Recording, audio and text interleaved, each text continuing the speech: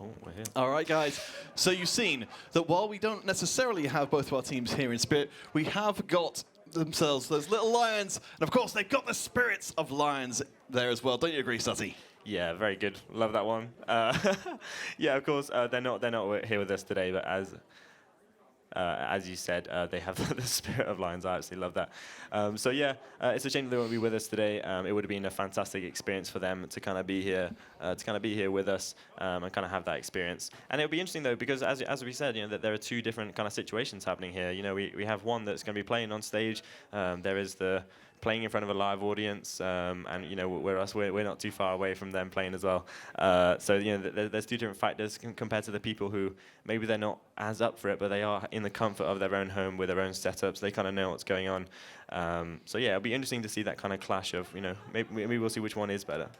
And I believe we will have that first game of the best of three come up in just a second. So, of course, lovely. we're ready to get into that. But I do agree. It's really interesting. It's very rare you get to see this opportunity. Yeah. To see a team. How much energy they can take from the live crowd, from potentially having their families coming all this way to see them play. And I can also testify that it's not a short journey to come up here. Yeah, I mean, I guess it depends where you've come from, but both of us had quite long journeys up here. But yeah, of course, the experience of playing in front of your friends and family, and knowing all the people that are going to be watching at home, is a really important thing. And as you said, it's a shame that some people won't be able to experience that. But for the 5 that are on the stage now, I'm not sure we have any subs, but if there are people coming on, having that experience playing in front of your friends or family, if any of those have been able to kind of make the journey, it'll be fantastic. Well, I mean, I guess that's another form of motivation for BTC here. Since they're missing out on that because travel issues, obviously with the situation being as it is, very, very understandable. If a team does well here, that's going to pave the path for them to go on to future events. Potentially even play internationally. That's a very real possibility. The whole world of experiences open up if your team can get the job done. Yeah, of course, and I'm sure that's what they're kind of thinking about. They're thinking about this kind of first experience. You get the taste for it, and especially if you kind of missed out on that experience, kind of here at a live event, they'll kind of hunger for that. So it'll be fantastic. All right, so it looks like we've got maybe a little bit more time to work with. So just before we get into that champion select, just want to kind of call out on some of the performances we saw in the semi-final stages. So for any of you guys who didn't catch that, we mentioned already for Godslayer on the Kled up in the top lane will not be playing here today, but it's still amazing. On the other side for BTC, Corriday in the jungle showed us that somehow you can carry a game on a Sejuani pick, a tank pick that's not supposed to do that at all. Yeah, it was a really fantastic performance from them, having a crazy scoreline, and also being deathless, on that engage on that tank champion. I know maybe some of us out there thinking it's easy to play tank champions, you just build up loads of HP, but you remember you don't get as much resources when you're a jungler, especially, and building up on that tank, and not dying as the tank is really quite impressive, because you have to kind of manage that health bar. It's like it really is that kind of life essence you have. So it is really important to kind of not die, and especially playing engaged champions, he is a really important part of this team. So Corriday is definitely someone to look out for. That Sejuani is something that's really important for him. We're not so sure actually what he's going to fall back on, if that's kind of banned out or kind of picked away. We're not so sure who is the jungle. Who's the jungle? Oh, Harple. Yeah, we're not so sure if he's going to be playing the Sejuani, but if it is something like banned away, interesting to see what Corriday actually falls back on.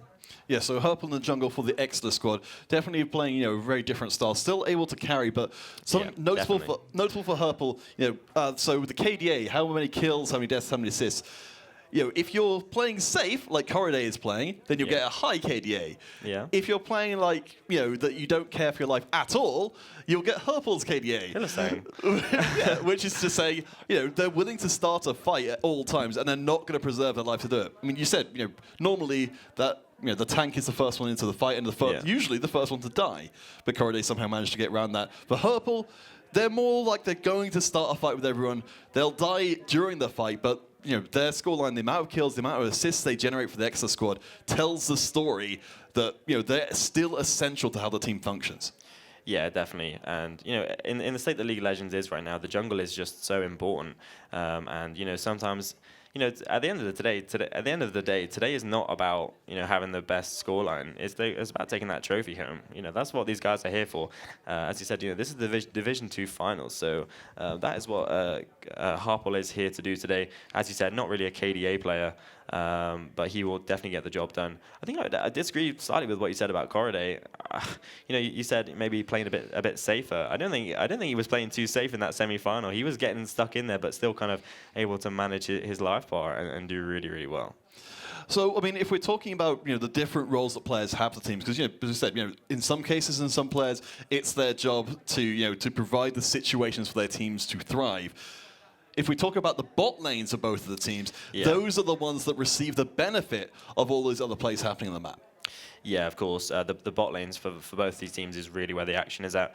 Both these AD carries have been really, really fantastic. They've been really hard carries for their players, and the supports are also really similar. And we actually know that they're really good friends, which is a fun one, a very kind of a trait for supports, a common trait for supports. But yeah, both of these AD carries are really hard carries for their teams. Both of them played the Jin in those semi-finals and have been absolutely smashing it. And as I said, those supports who actually know each other, they really are like the kind of other half, their partner, because they kind of really stick with them and they make plays together all the time. And that is where the jungle attention we expect to be down there in the bot lane. And a small note, of course, with the Exeter squad, in particular, when we're talking about their bottom lane, is that both their AD carry and support player play the other role as well. So they're both AD carry and support at the same time. So, do you think we maybe see any kind of shenanigans there swapping around, or maybe just have that affect the choice of champions? I think it would be interesting for Champ Select because they don't only just play the different roles, they actually play similar champions. Both of them on the side of Team BTC play the Jin, which is really important. So I think we could do, as you said, I think it's Nocate that plays the center. Oh no, it's Olid that plays the center. So I think that can literally be flexed into both roles. Center is an AD carry support. So I think that could definitely happen. And support champions can be played, in both of those roles. Maybe not as common at the moment, but like Karma and Seraphine, in my opinion, are still pretty good bot laners. So, yeah.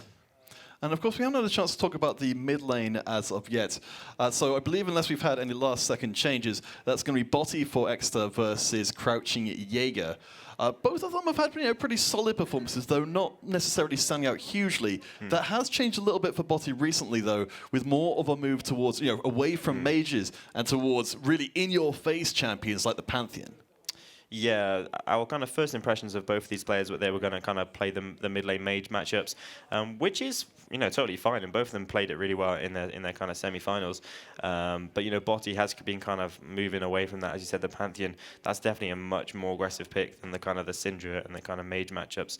So it'll be interesting to kind of see what he goes for today. I'm sure the Pantheon would be a bit more exciting. That kind of global and moving towards the side lanes will be really, really awesome. But yeah, I think for me, I do expect a mid lane kind of mage matchup and kind of moving around with their jungle. As we said, for both the teams, the bot lane is the kind of carry and where they kind of play around. So if they can unlock the mid jungle 2v2 and make their way down to the bot lane, I really think that's where the action will be at. Of course, we'll have a chance to talk through a few of the team's specific strategies once the first Champ Select has gone through. Because, of course, we don't want to give away any information which they've entrusted to us.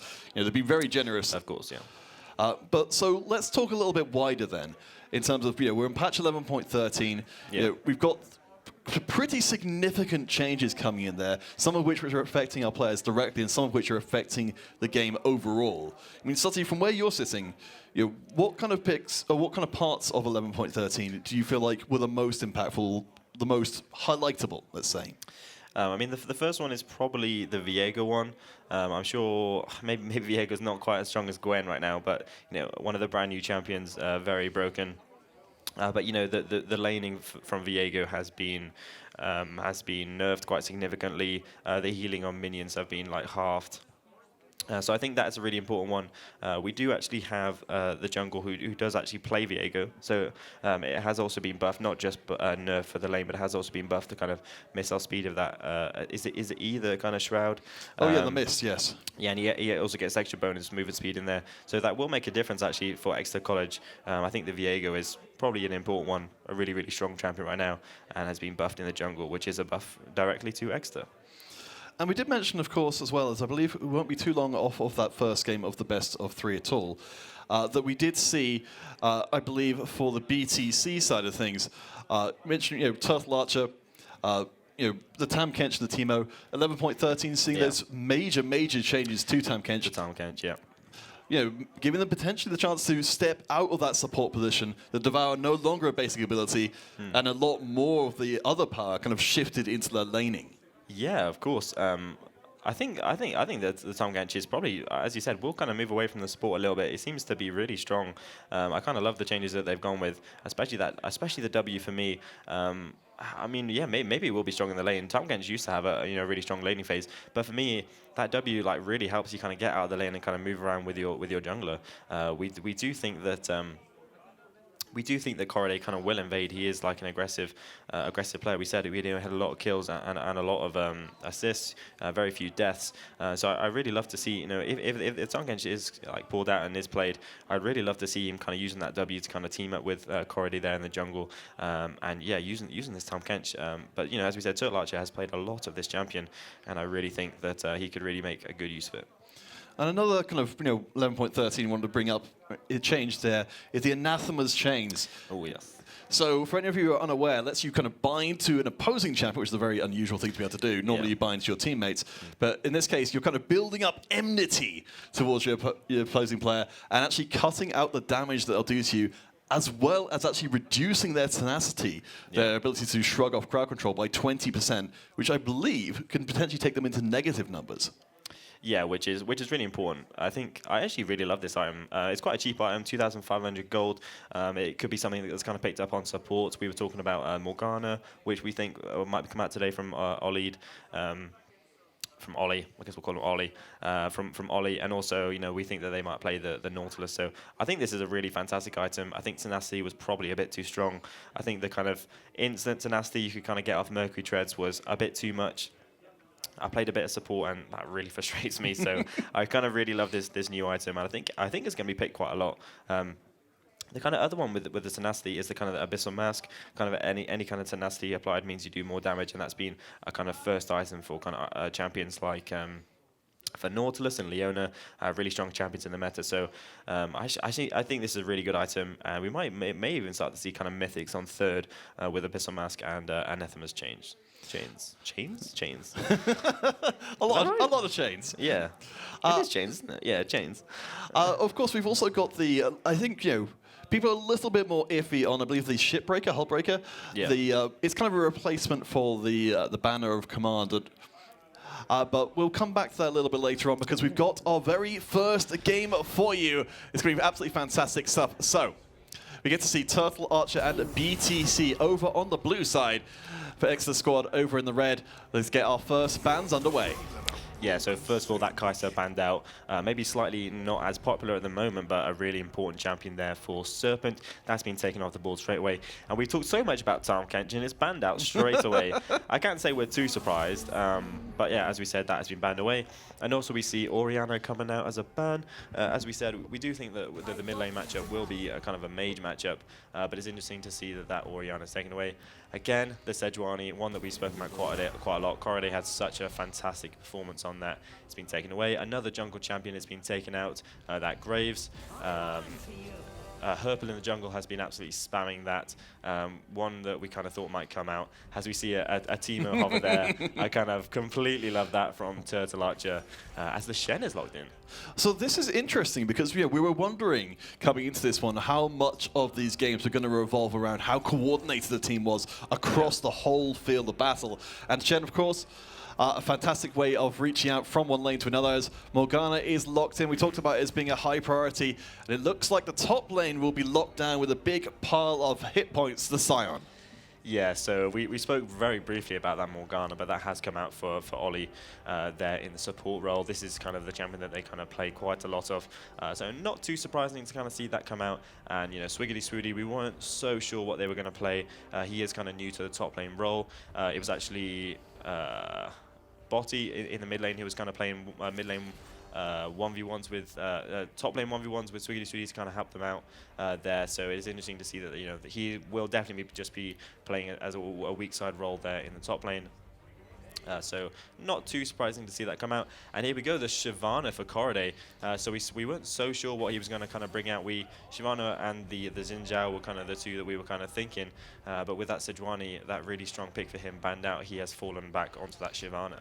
Yeah, I mean, you know, I think that's the thing for all these players here. Having played in the semi-finals, they've had to tip their hands somewhat as to what their best picks are. So very, very focused banners. The Viego, you brought it up before, now in the hands of Mag.exe. Yeah, so Herpel here, the kind of carry jungler here, has got his hands on the Viego. We do expect this Viego to be going into the jungle. Botti and Swiggity Swoody, who already has that Scion locked in, we don't think we'll be picking up this Viego. But I mean, this is a fantastic start. We have the Morgana there in the support, but also, you know, the top lane tank as well as the kind of jungle carry. So we kind of see a real strong team coming together here for Mag.exe. Okay, so that's a Jhin that hits the dirt. We've talked about that multiple times already. In the hands of Amvos, in the hands of Serpent as well. It's a hugely influential pick, so neither team get access to it. Of course, we know that Mag.exe, they're going to get first pick once these bans are done, so they'll be able to grab the AD carry pool if it does get shrunk any further. Yeah, that's kind of why we see Amvos kind of banning out his own champion there, Jhin, because Serpent can actually just take that as he, you know, as you can see the red side kind of pick just before him. So that's why that's been taken away. And it's interesting to see that they take away the Ezreal. I think Amvos and NoCake will be looking to play kind of an aggressive bot lane here, as they have taken away two very kind of safe AD carries. And on the other side, Mag.exe have banned away Seraphine and Nautilus, kind of targeting NoCake there, targeting the kind of engage support and the kind of enchanter support. One of those, in my opinion, being much stronger than the other. The engage support there, a lot of CC.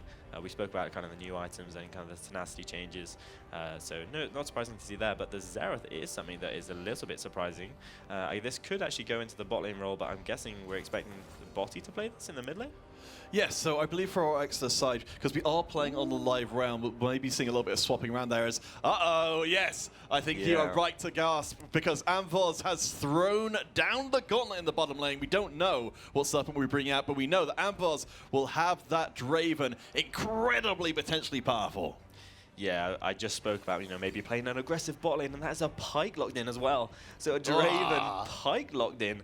As we said, they kind of targeted away two of those safe AD carries, the Ezreal and the Jhin. Amvos is not playing around in this first game of the Division 2 finals. Looking in the Draven Pyke, as we said, both of these bot lanes are the kind of strong points of this team. Exeter College, they have kind of saved their last pick for Caitlyn. And yeah, I guess Caitlyn, the kind of one of the last safe AD carries, with a lot of range locked in there. Oh wow, this bot lane match, we spoke about it a little bit, but that is real spicy. Caitlyn Morgana, a really, really strong combo there.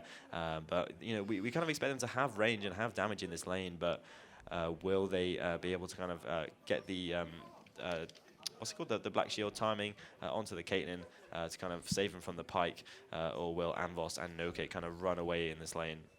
Yeah, I mean, you know, we came into this with very high expectations for the bottom lane, and it seems like they've delivered. I love that we are seeing, though, from BTC and from Mag.exe, different approaches down the bottom side. It feels so risky being, you know, this is the best of 3 finals, this is for the title. You know, if you put all of your eggs into that basket and you say only one of us can survive, at least this way round, you know, Mag.exe, they've got the safety, they've got the range. Maybe, just maybe, they don't fall victim to Amvos. Yeah, I do agree, but like it is so hard to kind of execute on this comp.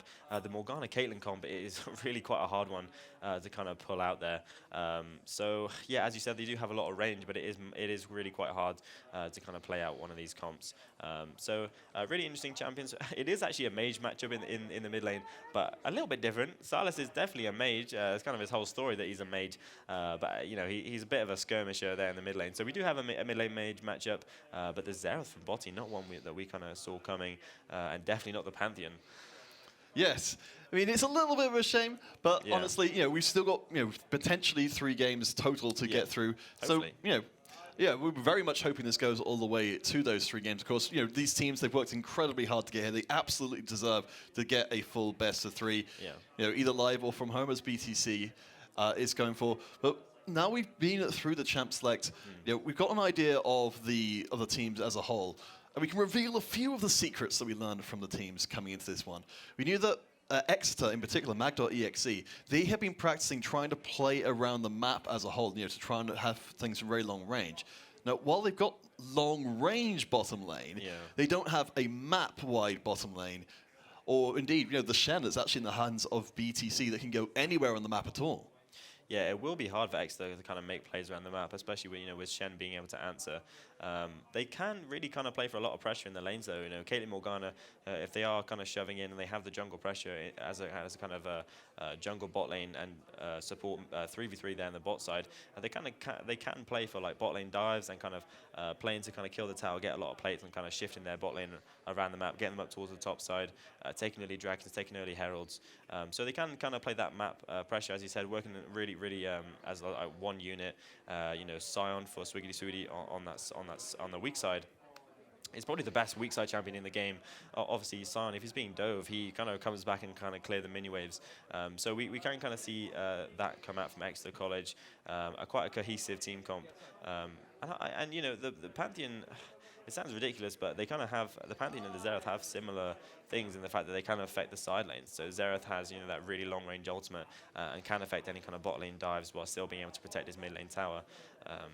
A bit less non-committal as the Pantheon, as Pantheon kind of throws himself straight in there in the tower, can't block tower shots anymore. But yeah, we can see that kind of idea coming out from Exeter College, even with champions that they didn't kind of pick today. You can still see that's kind of on theme. So let's try and bring all of this stuff together. We've seen a lot of different picks. As I said, the teams very much having done their research on each other and trying to pick away picks from each other. Of course, the bans are very heavily targeted as well. In terms of overall game plan, for BTC, for mag.exe, talk me through how are each of these teams going to actually win? Well, for BTC, it's quite simple. They have extremely good lanes. So the Silas in lane is really fantastic into the Xerath. Xerath, he kind of, once he gets a few points in the queue, actually has really high mana cost. So he does kind of struggle. And mages, they kind of struggle. Their items aren't fantastic at the moment.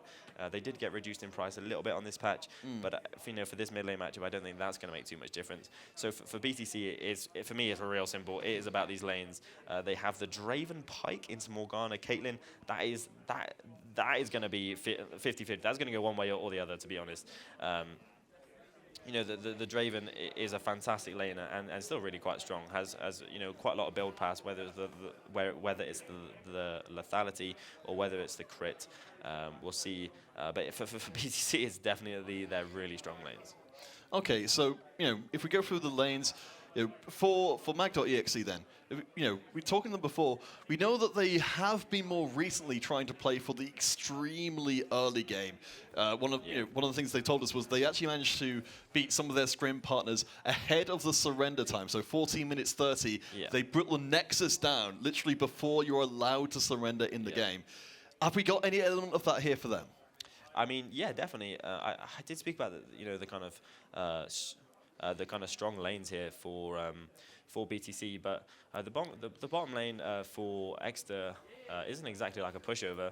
Caitlyn Morgana is really quite powerful, but the problem is that you kind of can't really make any mistakes. If that Dark Binding is a little bit late, then Caitlyn has no chance of surviving. So as you said, this is still kind of an early game comp for them. The Caitlyn and Morgana have really strong lane pressure themselves, but it's just going to be so much harder. So yeah, I think we could definitely see something like that today, but I'm not sure about 40 minutes 30. I think thankfully, these teams who have both made it to the finals today are very well matched, and we do expect it to be quite close and maybe even go to 3 games. So I'm not quite sure about a pre-surrender finish, but I guess it could be. Well, if it starts off this way for mag.exe, first blood, you want to get off to the races quickly. Don't even wait for the minions to hit the lane. Yeah, and it goes straight onto the Caitlyn as well. We can see the smiles there for Exeter College. And as I said, it's onto that Caitlyn. When we swap back, we'll see kind of what that Caitlyn picked up. I'm guessing it might just be a longsword. But, you know, we spoke about the pressure they needed in the lanes. But, you know, that is such a good start for them. Really well done. So that's Ollie, picking up his Morgana. We spoke about him playing this quite a lot and landing that binding. Swiggity Swooty down here in the bot lane. He was able to make a play and also be in time for his lane. But a fantastic start here for Exeter. Yeah, really, really nicely done. It looks to be that BTC are looking to return the favor, though, as they will strip Ollie of the flash immediately, trying to get some early revenge. You can see there from the gold totals between. We'll come back in a second and see what Serpent's come back into lane with, as we see some BTC. They've got the early aggression, but see how quickly Serpent is able to trade back on this Caitlyn. Yeah, he does a really good job there. You know, we know that Ollie has kind of started with a Q in this lane, so he doesn't have that black shield available. Has another Q land, so both of these supports landing for all of their Qs, and Draven trading there really aggressively onto Serpent. We did see him pick up that first blood, and he came back to lane, but he has really taken a beating from this Draven. Yeah, so we're keeping our eyes out on Amboz. As remember from before, Amboz in the semi-finals for Team BTC, when everything was looking its most bleak, Amboz stepped back from a losing game to take over the whole darn thing. So still, Mag.exe need to be careful as we check in with Swiggity Swooty up in this top lane. Of course, got that assist from before. It was the player trained up by their mid laner to make it up to the top lane, but is still a very new player into the game. We've got to keep our eyes closely on how the Shen-Sion matchup works out. Yeah, the Shen-Sion matchup is not exactly too exciting. If another Q lands there. This bot lane matchup, we spoke about it a little bit, well, quite a lot actually, and it is kind of living up to it. It is extremely aggressive. But yeah, this top lane matchup is very interesting. Swiggity Swooty, not a particularly high-ranked player and not even the top laner, kind of pushing in this Shen already. The Shen, very interestingly, taking that Ignite actually, not actually has the TP.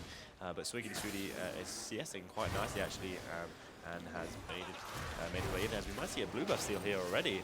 Yeah, this will be pretty massive, but the smite is good from Team BTC, so they'll keep any shenanigans from going forward. Of course, Neville will be, Hopper will be looking to try and get as much damage in early on. We didn't get a chance to talk about this specifically, but the Shyvana into the Viego, what kind of things should we be concerned about?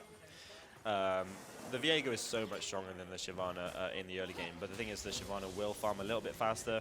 We saw that Viego did...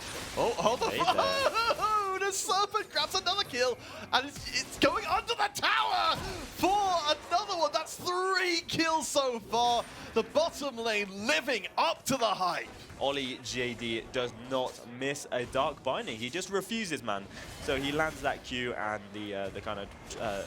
the trap comes out from Serpent, from the Caitlyn, and picks up another 2 kills. So that is Serpent, who we know to be a massive carry player, is already on 3 kills. We'll see when we swap back to gold what they kind of picked up. And some more kills. This game is mad. Oh boy, I mean, that's just fantastic showing up from Mag.exe in the early going. So yes, we'll get those items back with X in just a second, because we want to see what Serpent's been spending that gold on. They've got 3 kills so far and a CS lead as well. This Draven felt like a big gamble from BTC, and so far it hasn't paid off. No, it hasn't, and these champions will fall off a little bit, especially if Draven is dying and kind of losing those adoration stacks. Adoration, that's the right word. Adulation? No, I think it's adoration. Anyway, whatever his stacks are called. If he's losing those stacks, he will get much less gold.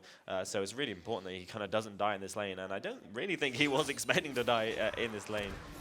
He was expecting to kind of be in the stronger side of this matchup. But it wasn't even just the single kill. It was both kills down there in the bot lane. As we see Viego actually farming a little bit faster here. Very interestingly.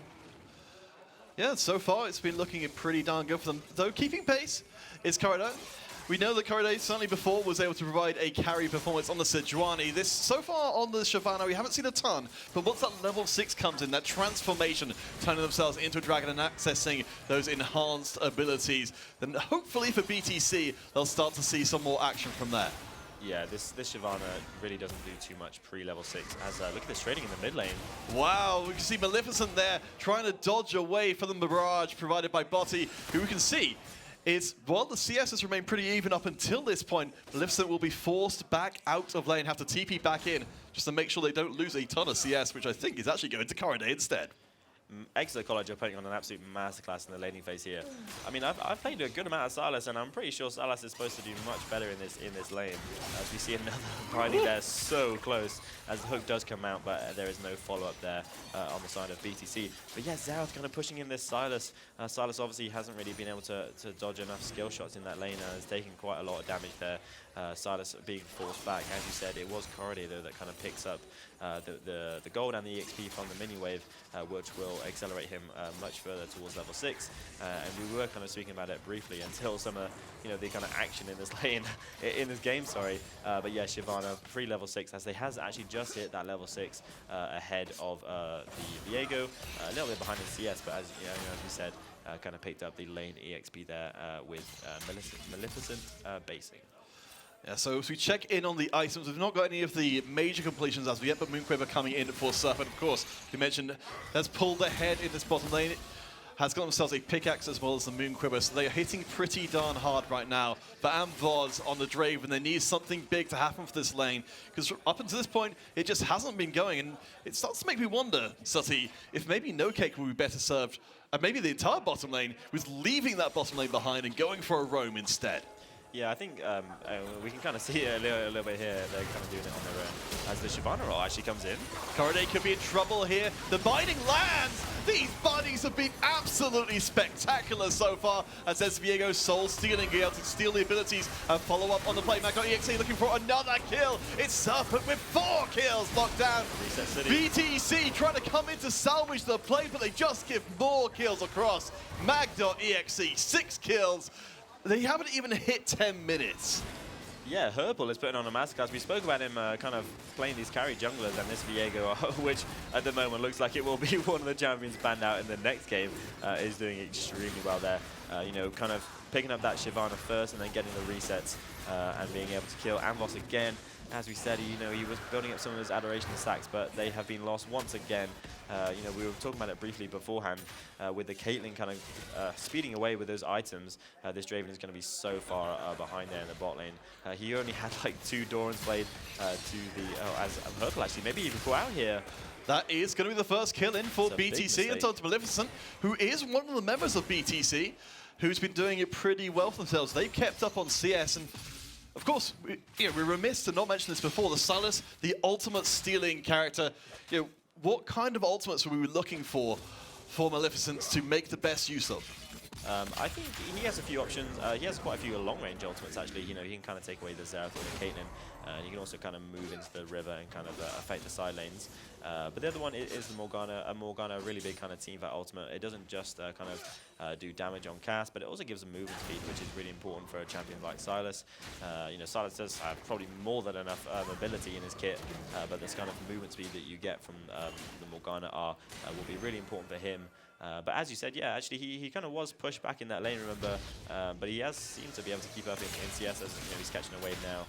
We can see that he's actually picked up those brown bags, those boots, and it is making this lane much easier for him to kind of dodge away from those Xerath skill shots. Now, of course, Sutty, I'm sure as you have played against Draven before, you mentioned the stacks mechanic. So if we do see Amvoz get a kill in here, they will be getting a huge infusion of gold all at once. So they should be able to make up some of the ground that they've lost in the early going.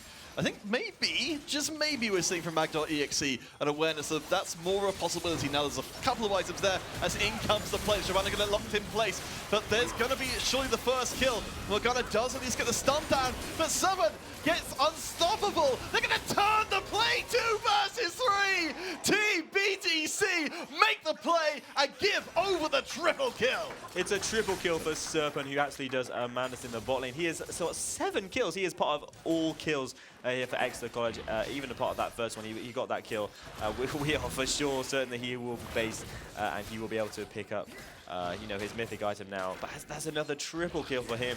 Serpent, my god, he is so far ahead. Amvoz, as we were talking about his adoration stacks, he's lost 3 sets of his adoration stacks. They've been kind of half once he died there. Even when he gets a kill, or if he gets a kill even, he will be getting much less stacks. But Serpent there, doing a really good job. And also, you know, Ollie, it is a two-person lane there in the bot lane. Really has only missed a couple bindings, especially on screen. We've only seen him kind of miss one, doing a really fantastic job there. You can see the Mag.exe recognizing that the mid lane is the main hope for the BTC squad right now, trying to send their resources there. But as we see the brawling around the mid lane, oh, hold the phone there because we have got the catch. That will be big if they can finish off the job here. The Draven comes in from the side with the ult, but it's going to be an even trade across. Corriday drops, as does Herpel, so both junglers off the field for now. Yeah, both junglers gone down. That is a 1-for-1 trade. That does kind of benefit Exeter quite a lot because they didn't really actually put much into that play. It was a kind of a 2v4 even, as we saw the bot lane for BTC kind of moving up there. But you know, an important trade. It's good to see BTC kind of still trying to make plays around the map even after that kind of disaster in the bot lane. You know, it is important for them to kind of keep making plays as they do have, you know, quite an early game comp. We do actually see that I actually missed it, but Turlarcher did actually use his Shen ultimate there, in case of happening in the bot lane, but it still didn't really make too much of a difference. I mean, this is a 7-kill Caitlyn now, with the Gale Force completing a little bit of extra damage as well. Got the tier 2 boots for extra attack speed, and actually willing to take a fight under the tower. There's that Gale Force being used to jump out of the way. The ace in the hole isn't enough to finish off the job, but it is enough to send Team BTC's bottom lane out of that bottom lane and allow free access to that bottom lane, finish it off entirely, and get that first turret gold. It is that first tower gold, but it's also only 13 minutes into the game. They also get the tower plates from it. You know, we spoke about this. You know, before the game, ARC Serpent and Ollie, if they're able to kind of have that lane domination that they do, I think it's more than domination what they have. But they can move their kind of advantage around the map. I expect them to kind of swap up to the top lane now and kind of move their advantage around, play towards the Rift Herald, which they've already taken, obviously. Herpel has been, you know, kind of moving around the map as free as he likes, himself really far ahead. As we said, you know, he isn't exactly a KDA player, but he has been really strong, working towards that Divine Sunderer, as we do see the Rift Herald being dropped down here in the top lane. Very interesting choice. We haven't seen too much of this top lane so far, but it's worth noting that Swiggy, who was the new player coming in, is a bronze player, which is the second from lowest rank, is actually dominating up in this top side with a clear 25 CS advantage.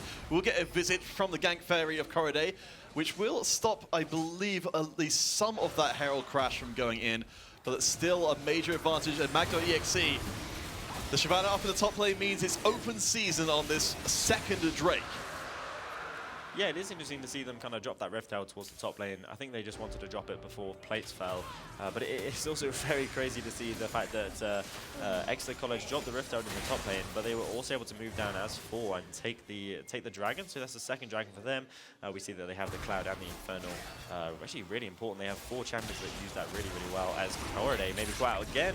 Ace in the hole will finish off the job for Serpent, making that kill number 8. This is a clinic being put on here by Mag.exe, exactly as they said they would, looking for the early plays and finding them. As we do have the Caitlyn in a little bit of trouble here, Serpent, but no, the lock in place. Botti gets kill number 3. Of course, we've been talking about Serpent so much, but Botti on this Xerath is also doing major work for the squad. Yeah, he's 3-0-4. He has that mythic item. As we see Herpel going into the jungle, onto the Turtle Archer, maybe getting caught out. There's the stun, the damage, and there we go. You mentioned before that Viego getting buffed in the jungle to allow him to move that much quicker, catch up with targets, and finish off the job faster. Yeah, we can see Herpel piloting this Viego really, really well. We're surprised to see him kind of get his hands on it, especially as it was just buffed on this patch. He was the only kind of player that plays on this team, but as we said, it is kind of now a bit better in that jungle. But yeah, as you said, Botti, 3-0-4 now. He has that mythic item completed. He also has a tier of the Goddess. Not actually has too many stacks on that, but he will be working towards that Archangel staff and eventually its upgrade. So he is getting quite a lot of AP and also a lot of magic penetration. Apart from Turtle Archer, I don't really see Team BTC kind of building much magic with this. So Botti will be kind of hitting like a truck here as he kind of moves towards picking up his boots and his second item. I mean, we've seen a little bit of this already. You know, if Mag.exe, their plan is to kind of to run down BTC here. They've certainly got the ults for doing it. The ace in the hole, the Xerath throwing the long-range shots as well. It's feeling like for BTC, when they're losing a fight, they've got no way of escaping out afterwards.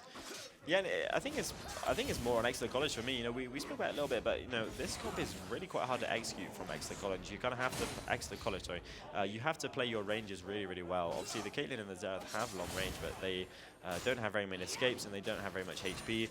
So if you are able to play them really well, Xerath is sometimes spoke about maybe the best champion in the game, because if you just hit all your skill shots, you're golden. So Botti has kind of been doing it this game. So 3-0-4 for him, doing a really good job, and they are playing these ranges really well. You know, we did speak about it. They do have the kind of extra range comp, and they also have a lot of control over the objectives. You know, we spoke to them beforehand, and this is kind of what they've been working on, and they are really demonstrating it here today. All right, so from the BTC side of things, you know, things have obviously not gone the way they planned. From where you're sitting, you know, assuming that Mag.exe are going to keep on applying pressure as they have, for BTC, wait a second. On the phone there, we got a stolen kill there. Ollie goes down in the bottom lane. I'm not sure if the Draven was able to cash in on the kills. No, it wasn't the kill, of course, onto the Draven. It was a kill onto the Pike. It was a kill onto the Pike. It would have been a bit better on the Draven, I guess, but at least Pike, as we see, trying to make a play here. Yeah, making some of that roaming potential. There we go, stealing the ult for the first time this game, which means that Mag.exe's weapons can be turned against them as we see Xerath get shut down. Their early success rewarding BTC with extra gold. Yeah, Maleficent really kind of being the standout player here for them. Here's the real deal, though, from long range. As Mag.exe come out charging in, you can see that crowd control train. It's absolutely ludicrous. Mag.exe are still ludicrously far ahead. Turtle Archer there comes out of the ultimate and straight to his death. Just another reset there for Herpal, as they are kind of working their way onto the second tower here in the mid lane. You know, we spoke about them finishing in their scrims 14 minutes 30. Maybe not that quick, but this is still extremely fast, especially for a competitive game and in a grand final. Yeah, I mean, it's incredibly impressive stuff. Mag.exe, of course, they've got the Drakes built up as well. They're going to move on to the Herald once again, and to try and get themselves an extra advantage. It seems like they've got all of the steps down here, Sutty, to make sure that their early game advantage remains an advantage as long as possible. Yeah, and again, this is exactly what they said they've been working on. So it's really kind of exciting to see that, you know, this is kind of coming out here today. They've done a really good job of kind of controlling all the objectives. There have been 4 major objectives in this game, and they have all 4 of them.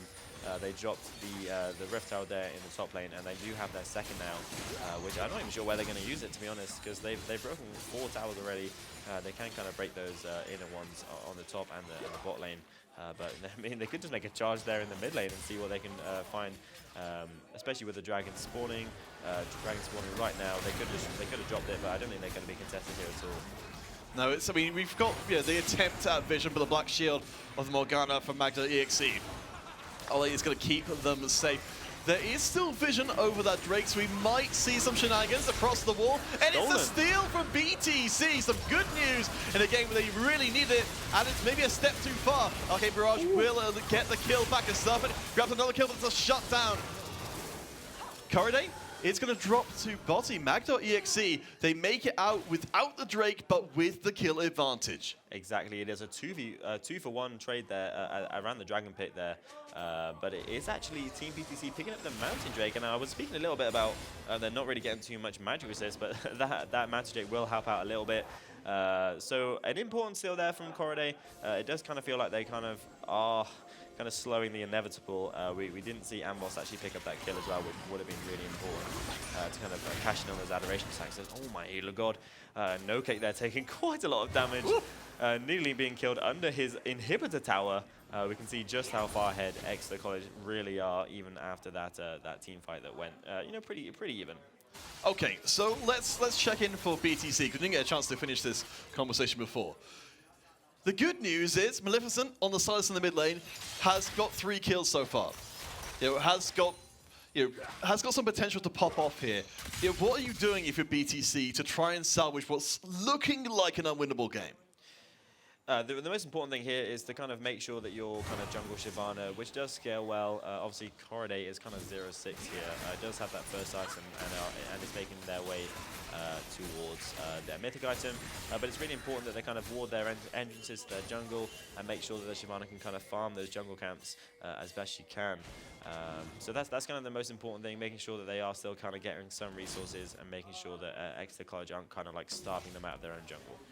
Yeah, I mean, so far, as you mentioned, Corriday has taken the brunt of the deaths so far, but has kept up on the CS. So is bringing in that gold income and has a Nash's Tooth already. For BTC, though, they almost get caught out in their own junglers. Mag.exe look to extend their reach across the map.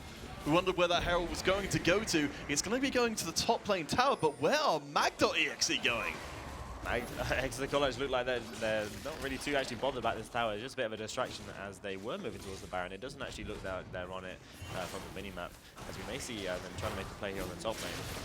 So the Baron will be stuffed up. Mag.exe, they try to tease us. Swiggity is buying time on the Sun in the top lane, distracting BTC away from this objective.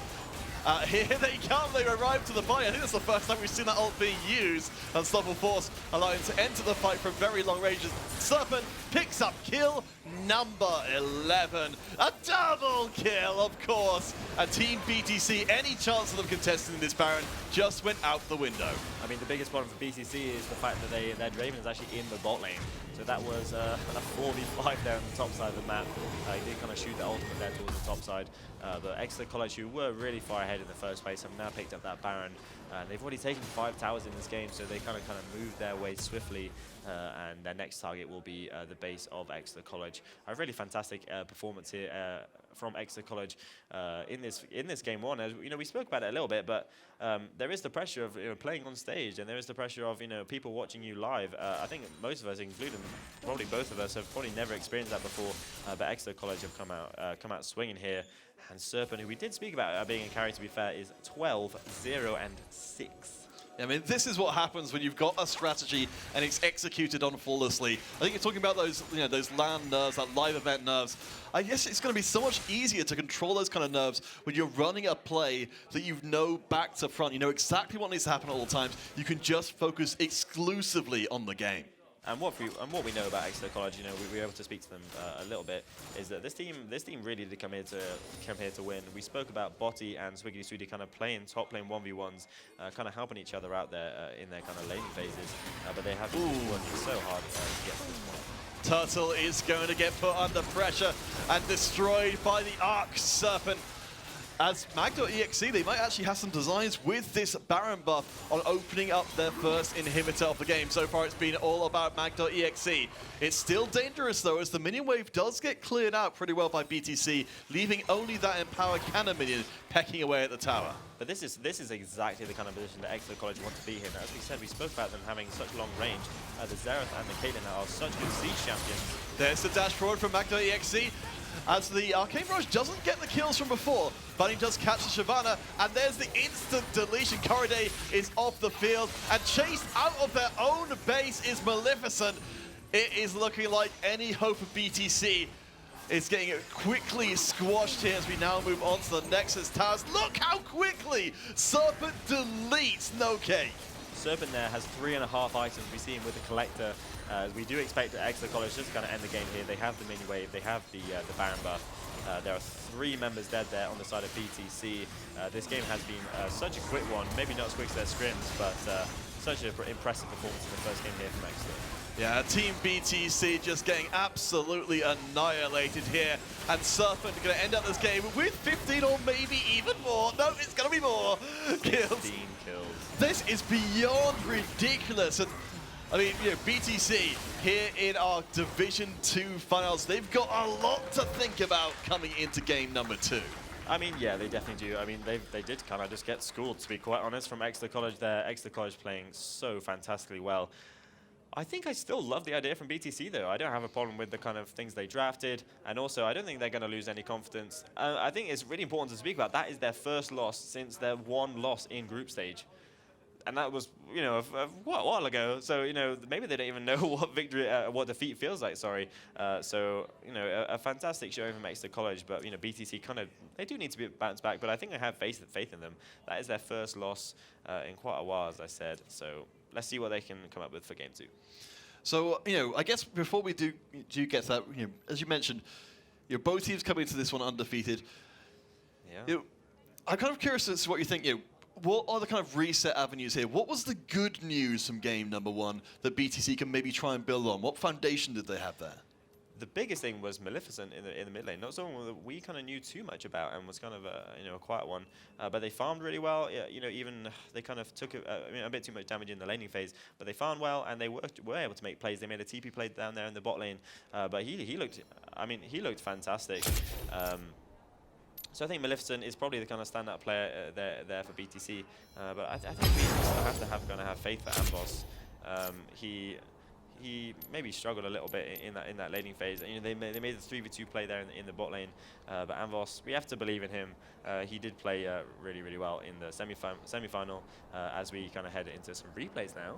I mean, that's not a replay, that's my lovely face.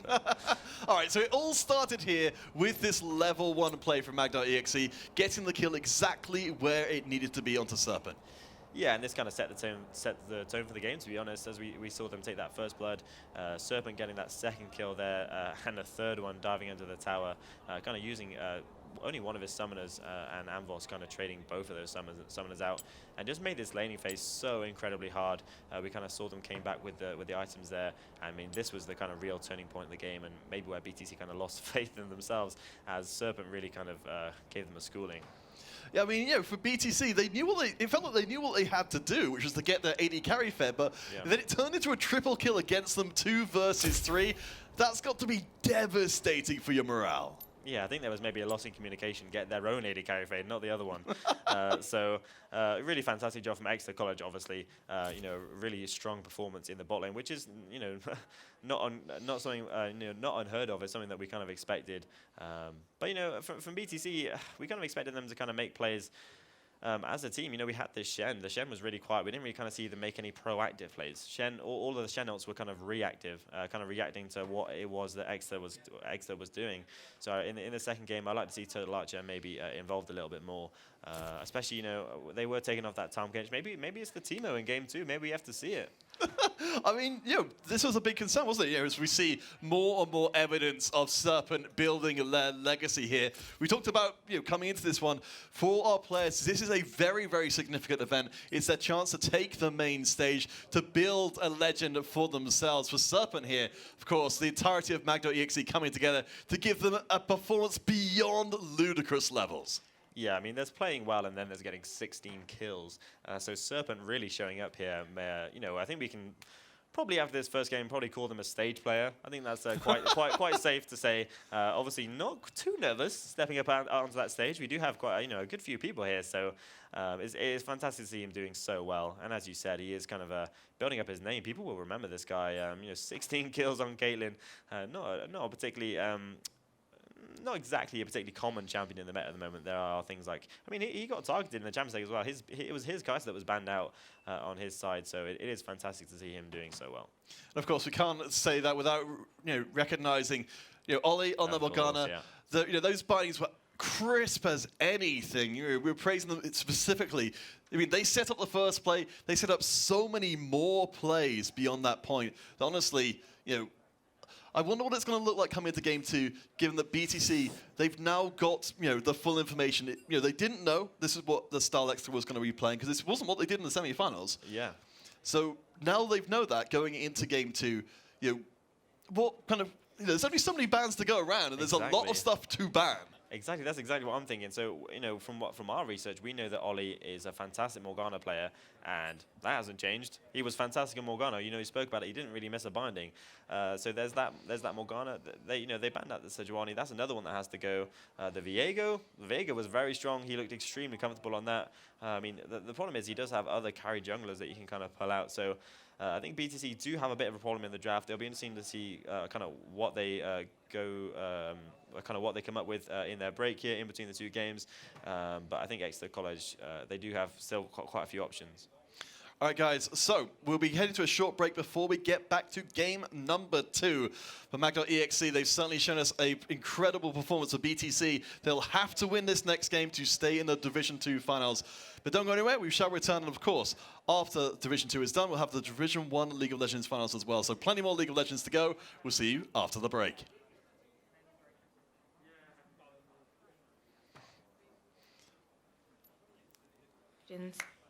This is more than your postcode and your past. This is about doing the right things. Today, tomorrow, and forever. Let's go. At NTU, it's what we do. We encourage you to find what you truly love and follow it into a great future. Yeah, You'll rise and you'll thrive here. Reinvent yourself along the way. Because this university is your university. And our opportunities are your opportunities. These are your people, to learn and live with, to laugh, play and perform with. This is your place, a place for new experiences, for the curious, the courageous. And the quiet. This is your support network, custom built for you and tailored to your own needs. This is your career, your placements and prospects, your ideas brought to life. And this is your city, a place of adventure. Somewhere to call home. This is your future, and we'll help you write it.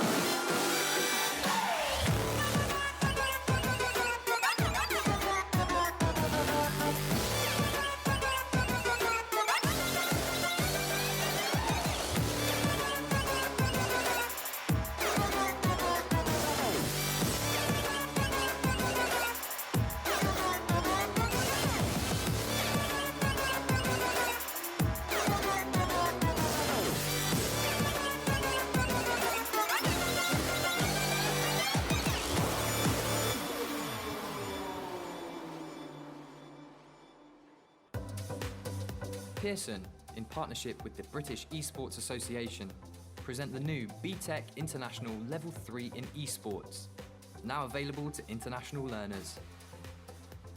Gain industry knowledge and learn strategies for coaching, producing, marketing, and analysing esports. Turn your passion for gaming into an exciting new career with the BTEC International Level 3 in Esports.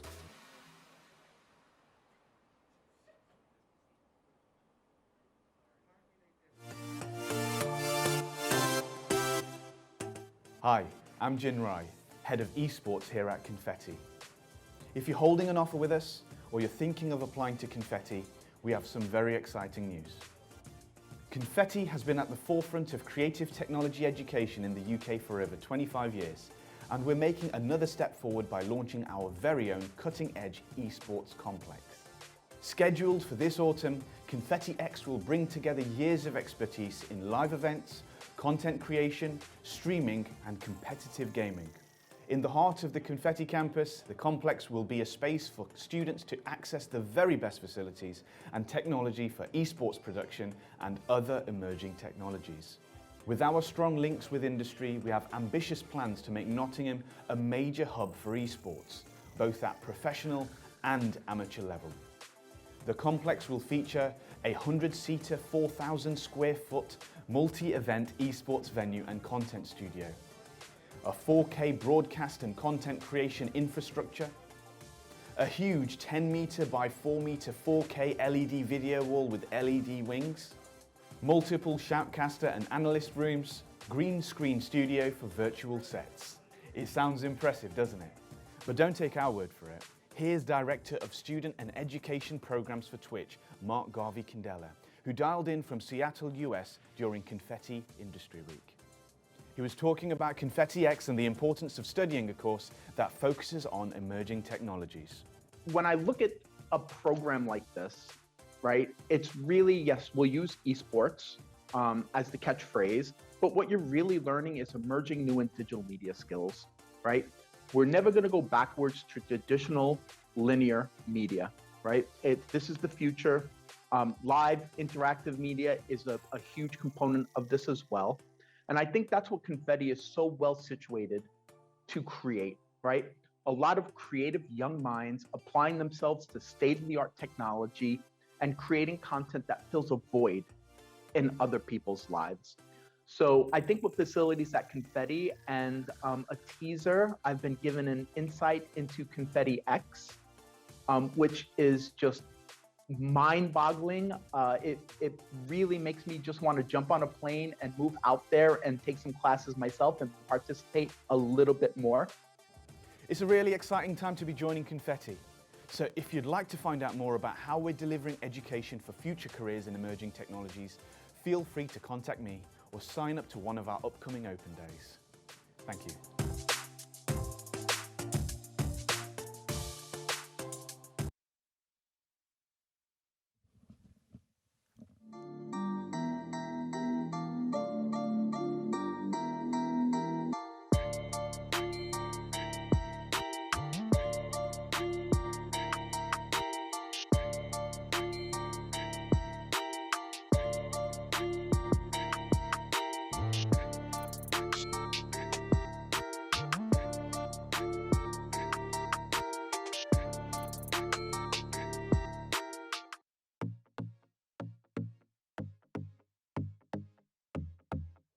My name is Luca. I'm from Lincoln and I'm studying esports production at Confetti. I originally wanted to study Korean or Chinese because of the large roles they play in the esports industry, but I missed the grades and came across esports at Confetti. It ticked every box from the course details, the facilities and the surrounding location, making Confetti the obvious choice. I saw they have been in the gaming industry for a long time and had previous alumni who have gone on to have good careers within the industry. The process of applying via clearing to Confetti is very straightforward and simple, with those on the other end being very responsive and helpful throughout. Confetti is a very good place to study with industry-grade equipment. The atmosphere feels relaxing and welcoming as everyone here shares the same creativity and have similar interests to one another, which is a big help when it comes to communicating over assignments because many people have different advice and opinions to help you improve. The best thing about my course is that the tutors enjoy the subject just as much as we do, so it doesn't feel like a lecture at all. The tutors are willing to answer any questions about the talks or the industry in general.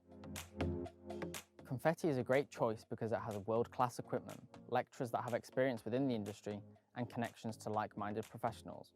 This means that your studying experience will already be beyond what other universities offer. Everyone at Confetti is very passionate about what they are studying, which creates a fantastic working environment, helping each other to strive and achieve a job within the industry. Confetti also offers Industry Week, where we get to meet working professionals already established within the industry. They give helpful talks and seminars about their experience and advise us on how we can get there.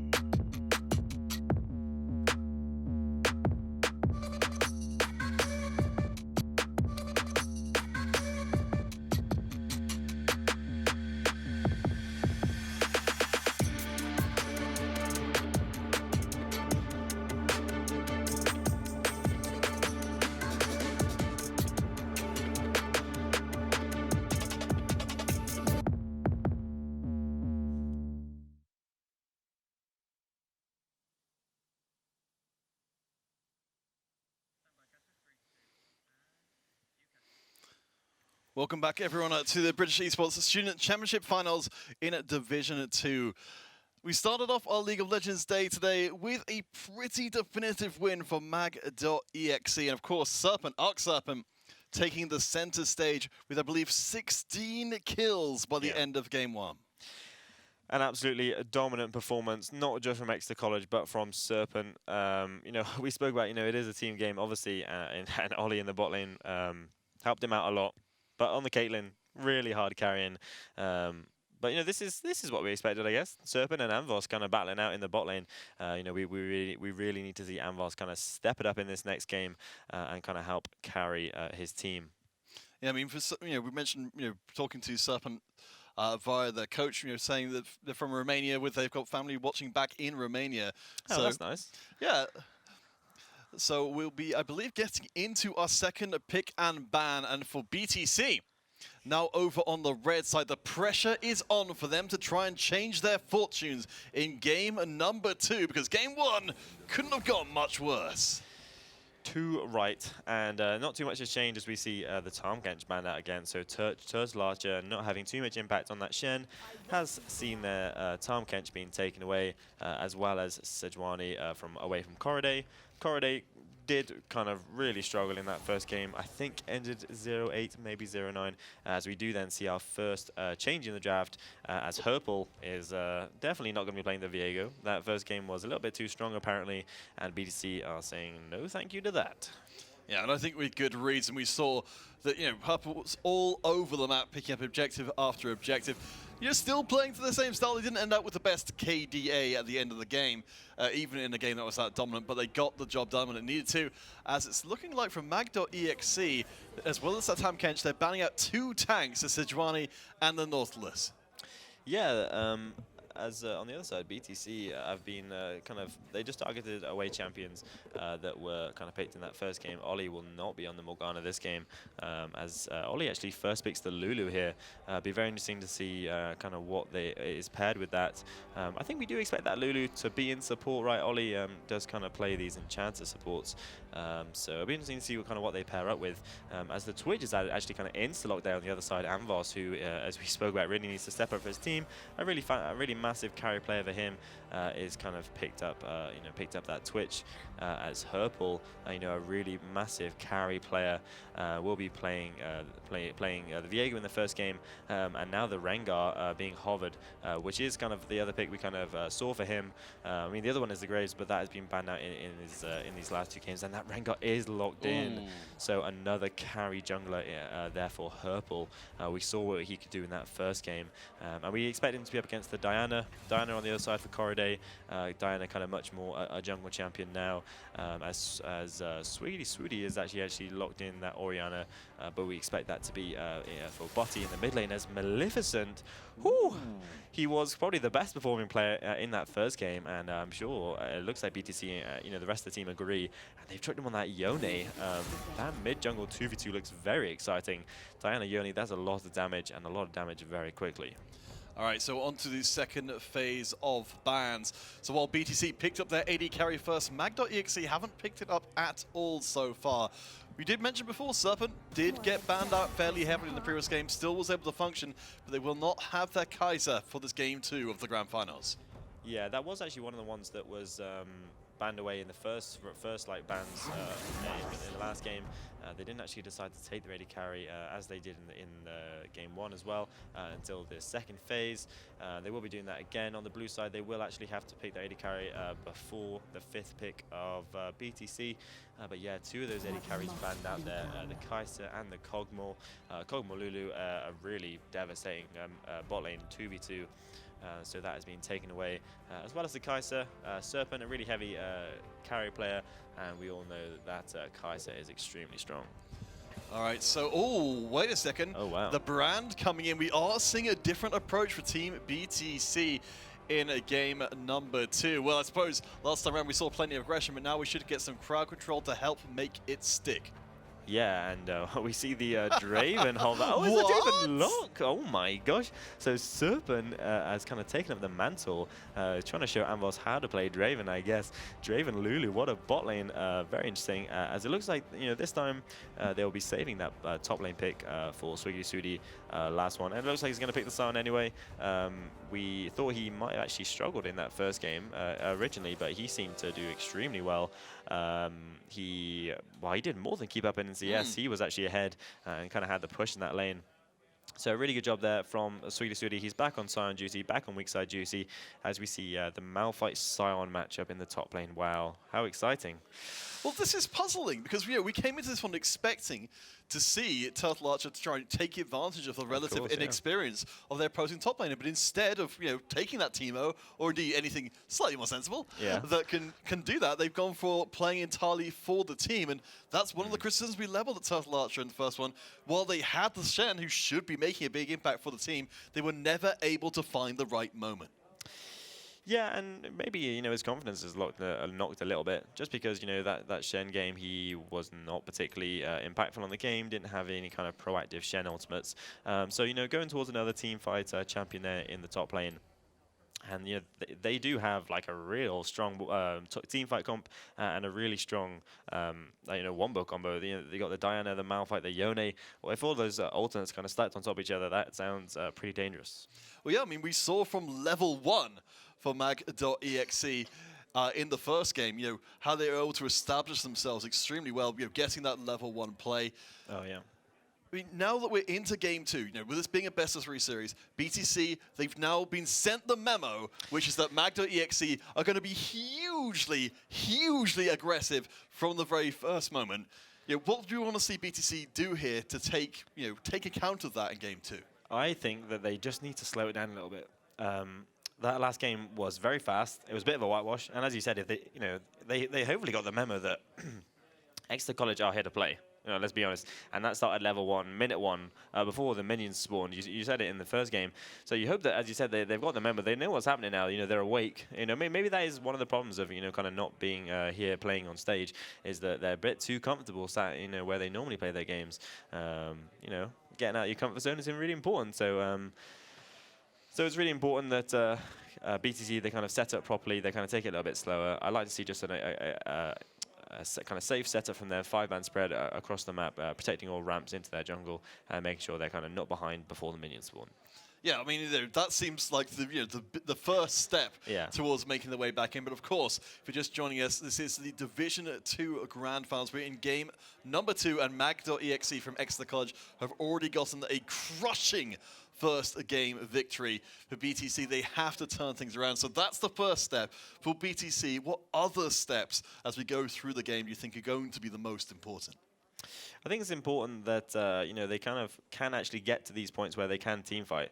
I think the problem before is they did have this team fight comp with Shyvana, who needed to scale a little bit more and kind of be strong in those team fights, but they didn't ever get to that point. And this game they have the Malphite. If the Malphite falls too far behind or is struggling in that top lane, if they never get to team fight, then I mean of course they're going to struggle.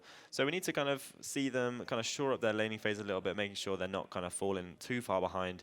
And that is something that we could see this game, but it is going to be a problem. Serpent, who had such a good first game, is now on Draven, and Amvos, who we need to be a carry. If we are probably going to go to a game 3 for BTC, we need them to step up. They are on the Twitch. They do have a brand next to them, which is very interesting. May make it difficult, but for the bot lane. But again, we spoke about this bot lane. It will be really, really interesting, and it's something that's easy to highlight once again. Well, I mean, at least for Amvos, they struggle to get out of that bottom lane. Yep. At least now with the ambush of the Twitch, they can physically just go out of that bottom lane whenever they pretty much please and roam around the place. Yeah. I mean, we didn't really get to see the Pyke really roaming to their full potential either. So it does feel like the setup here for BTC in game number 2 is better to try and correct the faults of game number 1. You have to wonder, though, mag.exe, they knew they were coming into a 3-game series. They surely can't be playing the same strategy exactly the same way again. Yeah, exactly. This is why we have a 3-game series, just so we make sure that it's not just not a fluke. It's not like best of ones. Best of ones is sometimes a problem, but this is why we have a best of 3, and we hope that maybe they didn't have too long in between those 2 games, but we need BTC to kind of learn. As you said, we kind of spoke about it in game, but we kind of needed No Cake to kind of get out of that lane on the Pyke. He has the invisibility, move through the river, and kind of affect the mid lane matchup, which was quite even, which could have quite easily been kind of manipulated. But this game, as you said, Amvos with the ambush should be able to kind of get to the mid lane, affect that mid lane matchup, especially as Orianna doesn't really have too many escapes as we are now into game. All right, so, and you guys again who are just joining us, mag.exe over on the blue side. Team at BTC represented the Lion-Hearted over in the red side. Unfortunately unable to be here in person, but they've got to focus up tremendously coming in to this next game, which could be their last game after making it through groups, after making it through playoffs undefeated. They have tasted defeat for the first time in such a long time, and seeing how they react to that is the makings of a team. And you know, prior perceptions to this game is we did think it was going to be close, and I still think it was going to be close. I think this will go to game 3. I like what BTC do, and as we said, they have only lost 1 game before this. And also, speaking to Exeter College before the game, we do know that they also thought it was going to be a close series. They've obviously done their preparation on BTC. They know that they have very few losses, so it's fantastic to see that these guys will be having a close series today. You see Herpel, they're very, very happy to be on that Rengar pick once again. You know, we've got both junglers in this game. Only Assassins able to make big impact early on. Hopefully for Corriday, they'll get those kills they need to be able to make an impact in game 2. Yeah, Corriday is obviously looking to have a much stronger performance in this game. I mean, it's not too hard to have a better performance than 0-8, so we are looking forward to him kind of stepping up. You know, we do expect him to be a carry player, and he did really well in those semi-final games. So I'm excited to kind of see him here on this Diana as he starts on the red side. Both of these junglers are actually starting on their red side camp, so they will be kind of pathing away from each other. Diana kind of going to affect the bot lane. Serpent, as we spoke about so many times, is really, really strong. And we see that Team BTC have already made a small adaptation in sending more members down to that bot side just to help out a little bit. So we'll be interested in particular to see for BTC. Oh my gosh, wow, that's already a change of scenery as BTC pick up the first kill. It will be on No Cake's brand, but already in game 2, we are seeing something different. Yes, this is the change that we needed. Serpent is actually falling behind in this lane. It is actually Amvos that has the push in this lane, and this is completely different. You know, we saw Exeter College kind of getting the first blood really, really early on in that game 1, but this time it is the bot lane of BTC, you know, stepping up. You know, this is what we spoke about. We really needed them to do this, especially Amvos. This guy is such an important player for this team. You know, in that semi-final before, when all seemed lost, Amvos stepped up and he carried them all the way here to the finals. So it's really fantastic to see, you know, for the hopes of a game 3, that Team BTC are doing well in their bot lane. One of the things I noticed, Sussy, in that last exchange down the bottom side was No Cake dropping down, you know, the AoE where Serpent was trying to pick up their spinning axes from. They're really using the Draven to punish this low mobility, using the brand to punish the low mobility Draven in the trading. Yeah, of course. I mean, the Draven spinning axes are a little bit telegraphed. So, and you know that brand W is quite it's not big enough. So it is it's good to see that No Cake is kind of using his brain there, and as he is trading really well onto Ollie here in the bot lane. Ollie kind of giving away that first blood, is struggling here into the brand. Once again, similar to the bot lane, similar to the mid lane in the last matchup, it'll be much easier for Exeter College to kind of play this lane once they have tier 1, tier 2 boots. Yeah, they'll have to wait for that right now. It's just the very starting items. Notable that we are actually seeing 3 Doran shields across Team BTC. It definitely seemed like they were anticipating taking some early damage. Yeah, for sure. You know, Team BTC have really quite strong lanes, much more aggressive. Apart from the bot lane, the Scion on the Orianna both kind of neutralize any kind of matchup they're in. Even kind of a volatile champion like Yone struggles a little bit to kind of get anything going against Orianna. As we see Botti kind of trading well in the mid lane. She does have a little bit of a CS lead. This minion wave will push away from them, but Botti kind of doing a good job. Similar to the last game, kind of being the stable and consistent member for this team. But an interesting start, but it's BTC ahead by 700 gold. Yeah, so for BTC, they've already begun to write the chapter they needed to write in game number 2. I mean, certainly for Maleficent, stepping in for Crouching Jaeger, coming in as a sub mid laner, put on the strongest performance from the previous game. Now we've got a chance to do it again, though they have fallen behind a little bit in CS, and I have to think some part of that's going to be due to bringing the Ignite into the mid lane rather than the teleport. Yeah, of course. It does mean that he will have a little bit more pressure, but obviously without the TP, Botti has a bit more pressure in the kind of lane phase, as you know, we see Botti kind of falling behind in the manner, as we see Noke maybe caught out.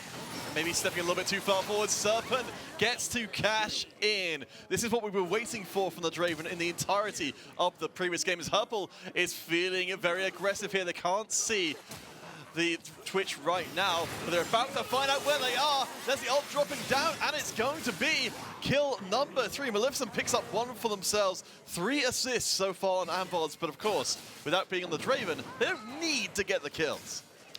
It's really important that Team BTC actually catch them, trying to kind of start up that dragon. They move away from their lane and they get more kills. We saw Maleficent, oh, that's so hard to say. Maleficent kind of moving away from the mid lane as he did in game 1. Trying to team up with Corriday, but this time it's a little bit easier as he's playing that Yone, and he picks himself up a kill as we see him kind of go back, and he has those tier 2 boots already, quite common on kind of AD carry champions, and then also Yone and Yasuo, as you know, his Q cooldown is reduced by attack speed instead of you know, normal ability haste. So it is really you know, good to see for the prospects of a game 3 that Team BTC are kind of in this game. Yeah, I think they're doing pretty darn well as we check in across the map. So we're coming up on 7 minutes in. It's only a 500 gold lead. And I remember you saying before, this was pretty much where the gold lead was before. So while there are kills coming in, we do see that the CS in the top lane and in the mid lane are both in the deficit for Team BTC, eating into what would otherwise be a substantial gold lead. Yeah, Turtle Archer, not Turtle Archer, sorry, Swiggity Swiddy is doing a fantastic job here in the top lane, CSing extremely well. Has almost a 10 CS lead there just on his own. Nothing too much has happened in that top lane. Not that we expected to. It is a Sion Malphite matchup after all. I expressed my feelings about that in the draft. But you know, we'll rush over that. We'll talk about this exciting bot lane as we do see Amvoz kind of going into his ambush there, into the invisibility. But it kind of looks like he's going over to ward as Sweetie Sweetie maybe actually caught out. Yeah, Turtle Archer flashing forward to cancel out the ultimate. Actually drives Sweetie Sweetie out of lane. And this was the one of the big facets we had coming into this series. You've got a rookie top laner coming in. They've been taught by their mid laner, who admittedly themselves is not a top laner, how to be playing this matchup. But given enough pressure, something's got to give in this top lane. This should be an avenue that BTC should be pressuring, surely. Yeah, and especially now with that flash down, I really hope that Corriday, after he clears his bot side camps, he can kind of base this. He has nothing else to do here in the bot lane. I really love to see him kind of just base, clear his red, clear his Klug, kill his red, kill his Krugs, and move up and make a play onto Swiggity Swiddy. It's Turtle Archer that just pushed out that top lane, and it will bounce back towards Turtle Archer. So I love to see, Corriday actually making a play on the complete opposite side of the map to where they are right now. Well, wishes and fishes and all that. As Mag.exe, they've actually drawn almost even, but that could be about to change. Good flash. Nice attempt from Corriday. Yeah, eats the flash of, again, this low mobility Draven. Now going to be completely reliant on Ollie's shields to avoid a further play. Yeah, I mean, I was thinking about Corriday maybe making a play in the top lane, but this just makes this bot lane matchup even harder to play for Serpent. Already struggling a little bit as the Shockwave actually comes out, and a solo kill in the mid lane. Wow, that is nicely done. Corriday will take the flash of their own. They've got the red buff ticking through. They flash forward looking for the play. And they get it! But they're going to be punished straight away as the Kitty Cat comes calling a purple, and they grab their first kill as well. This is really important for Exeter, though. It's really fantastic to see that Botti has kind of grown into this series. We kind of spoke about them being kind of a consistent mid laner playing these mages. But after that really fantastic game 1, they're obviously much more confident, and they've kind of stepped forward, got a solo kill there in the mid lane, and they're also able to trade 2 for 1 as Herbal kind of steps up, as maybe we see a trade here in the bot lane. There's the damage potential of the brand. Amvoz picks up the kill. No flash. Flashes forward onto Serpent. Sweet revenge will be theirs as Amvoz finally gets to show up in this series. It turns out it's just the red side difference. Amvoz and NoCake absolutely taking over the bot lane this game. The complete opposite. Serpent having such a good game 1. There's more action here in the top jungle. and it's looking like it's going to be a BTC favorite trade. As nice escape out there from Herbal this time. No the way. Crescent Strike is not going to reach. Blast code across the wall, and the escape is good. Or is it? Turtles coming in. They've got their ultimate available, but no flash. The distance is going to be close. And no! Corriday! The Crescent Strikes, they have been fantastic so far. Pitch perfect. It's Corriday stepping up way too far. He didn't have pressure from his mid or his top lane. It was actually Botti kind of TP'd down to that bot lane to kind of help out in that bot lane play. But Herpel is trying to invade on the top side, way too aggressive, and is caught out there by Corriday. Herpel, I don't think he actually had any kind of bounty there, but another kill going over to Corriday. A much better performance from them. As we said, it was 0-8 in that first game, but 3-1-1. Already picked up that Hextech Alternator, I believe it's called, and the Sorcerer Shoes really, really strong already in this game too. Yeah, so for BTC, a very different story here in game number 2 than what we saw in game 1, as we have to play once more. There's no way out for Botti. Corriday picks up the kill. We have Herbal coming in from the side, but they might be a little bit late here. They do get the shutdown onto the Diana, and the follow-up play from Maleficent doesn't award them the return kill. So BTC really making some fantastic plays. We spoke about it a little bit, but this Diana Yone mid-jungle 2v2 has been working out really well for them.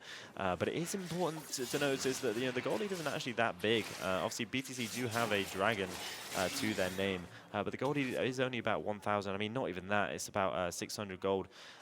So, it is good to see that Team BTC has maybe another play. Nice flanking play, even with the tower up and available.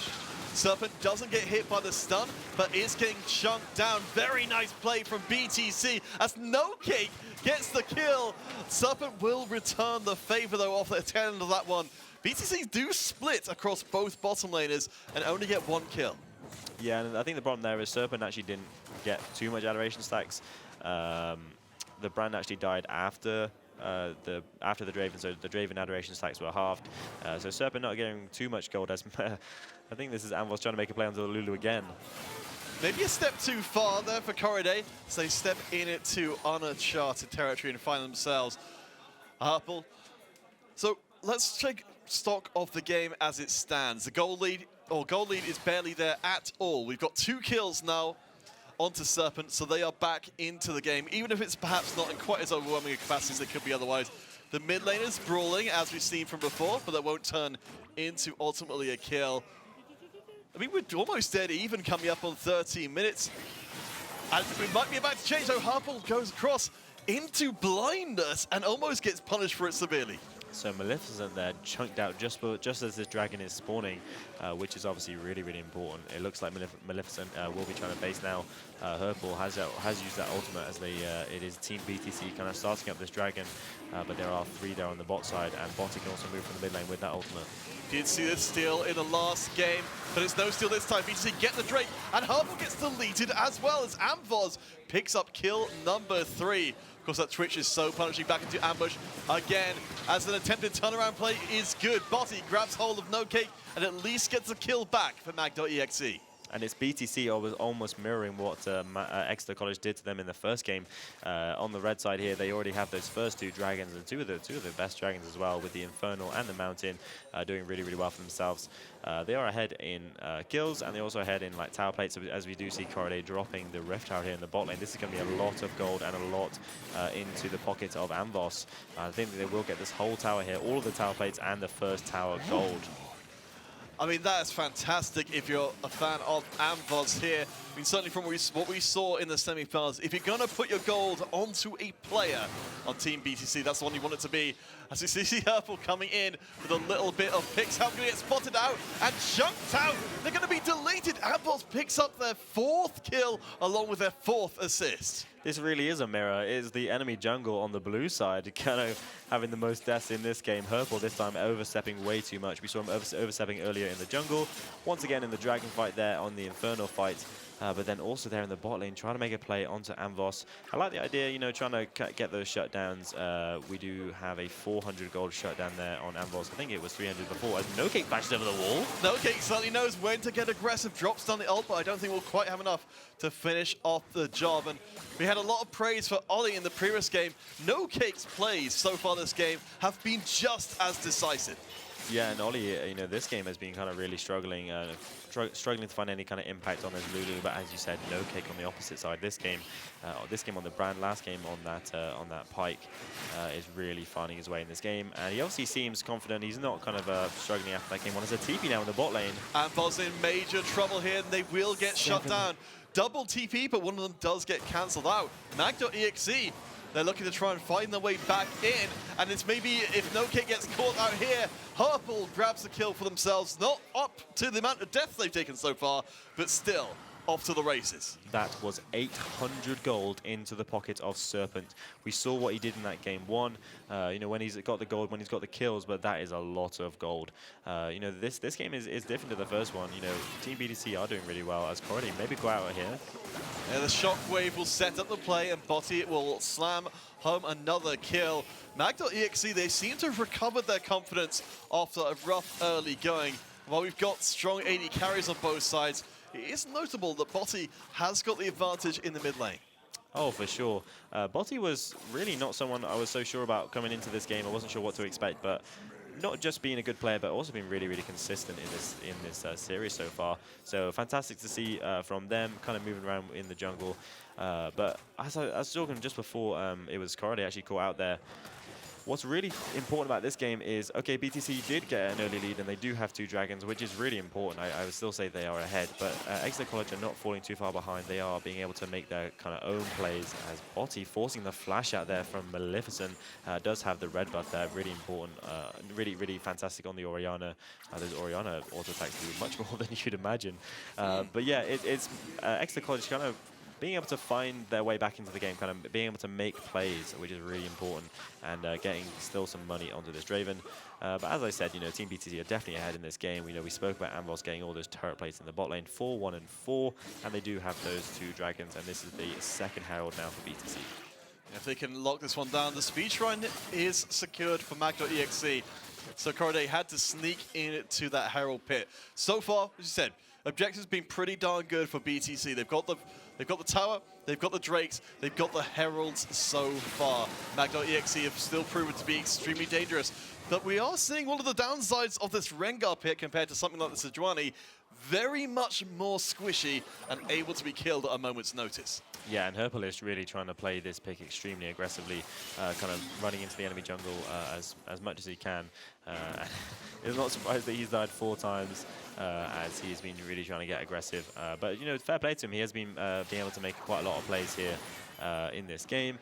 You know, he was able to kind of set up that bot lane play for Serpent, as Serpent kind of picked up another kill there, getting that 800 gold, which we can see he's kind of completed 2 items. He's actually quite far ahead of Amvos, who we saw pick up all of those tower plates in the bot lane. So, you know, we can see just how strong that Draven is when they kind of cash in on those adoration stacks, which we actually didn't see in game 1. It was Amvos, you know, playing the Draven, who didn't get a single kill. So here we are. It is the Cloud Dragon setup for Team BTC. They've got the Rift Herald as well to BTC to try and divide Mag.exe's attention. So that will be now BTC moving on to Soul Point. The Herald does its work as there's a nice catch on to Serpent there, and they will be shut down. That's a ton of gold and the first kill for Turtle Archer, who's been falling pretty far behind in this top lane 1v1. Yeah, Turtle Archer kind of really being a role player in this series. But, you know, this is what we spoke about. You know, we didn't actually get to see this in game 1, where BTC's Turtle Archer got to play their role as, wow, No Cake. You know, just as strong themselves there. As, oh my god, that Dark Harvest sack as well. But yeah, Turtle Archer, you know, being able to, wow. Yeah, No Cake and no chill to be found as Herpel takes out Maleficent 1v1. And they kill each other. So we've now got an extra kill for our Kitty Cat, and we've got an extra kill for Maleficent Sione in the mid lane. Both of our teams throwing absolutely everything at game 2. We're coming close to 20 minutes, and there's barely anything in it. Yeah, this goal lead is actually in favor of Exeter College, which is interesting. But, you know, if we kind of imagine that those 3 dragons in the favor of Team BTC are kind of worth about 1,000 gold each, and obviously they are very close to that soul, which will be spawning in, you know, just under 4 minutes.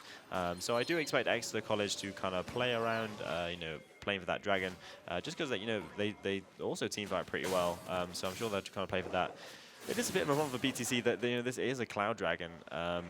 kind of the cooldown reduction on their ultimates are quite good. They do have good ultimates, but you know, it's nothing compared to kind of the extra resistances and the kind of shield you get from Mountain, but then also the infernal, you know, the amount of damage you get from that. So Cloud Dragon maybe not optimal here for BTC. Yeah, I mean, you know, at least from what we've seen from Team BTC so far, they have made some pretty aggressive use of the ultimates. You know, particularly from Noke, flashing across the wall, trying to make their plays. If you've got the extra burst of movement speed, then at least that's going to make those kind of plays safer in the future for BTC. Yeah, and especially on like Diana, like things like that do make a difference. You know, if we do see people trying to get out the ultimate, the Diana ult will make a difference. So we see Purple making a play. A tough Larcher immediately using the flash and the ult to get out of trouble. Corday, of course, coming in to make sure there's no further play. But Mag.exe, they're certainly back in looking confident, but whoa! Ollie gets deleted. We're starting to see perhaps trading kills across to Maleficent may not have been the best of ideas. No, Ollie caught in the mid lane there way too far up. Has really struggled in this game, 0 and 4, you know, not on that Morgana this game. We know really one of their strongest picks, has really struggled on this Lulu. To kind of get about the map and influence it. So Ollie, yeah, that's his 4th death of the game and another kill, as you said, onto Maleficent. They are trying to make a play here onto Corriday. Corriday does have a little help from the friends, though.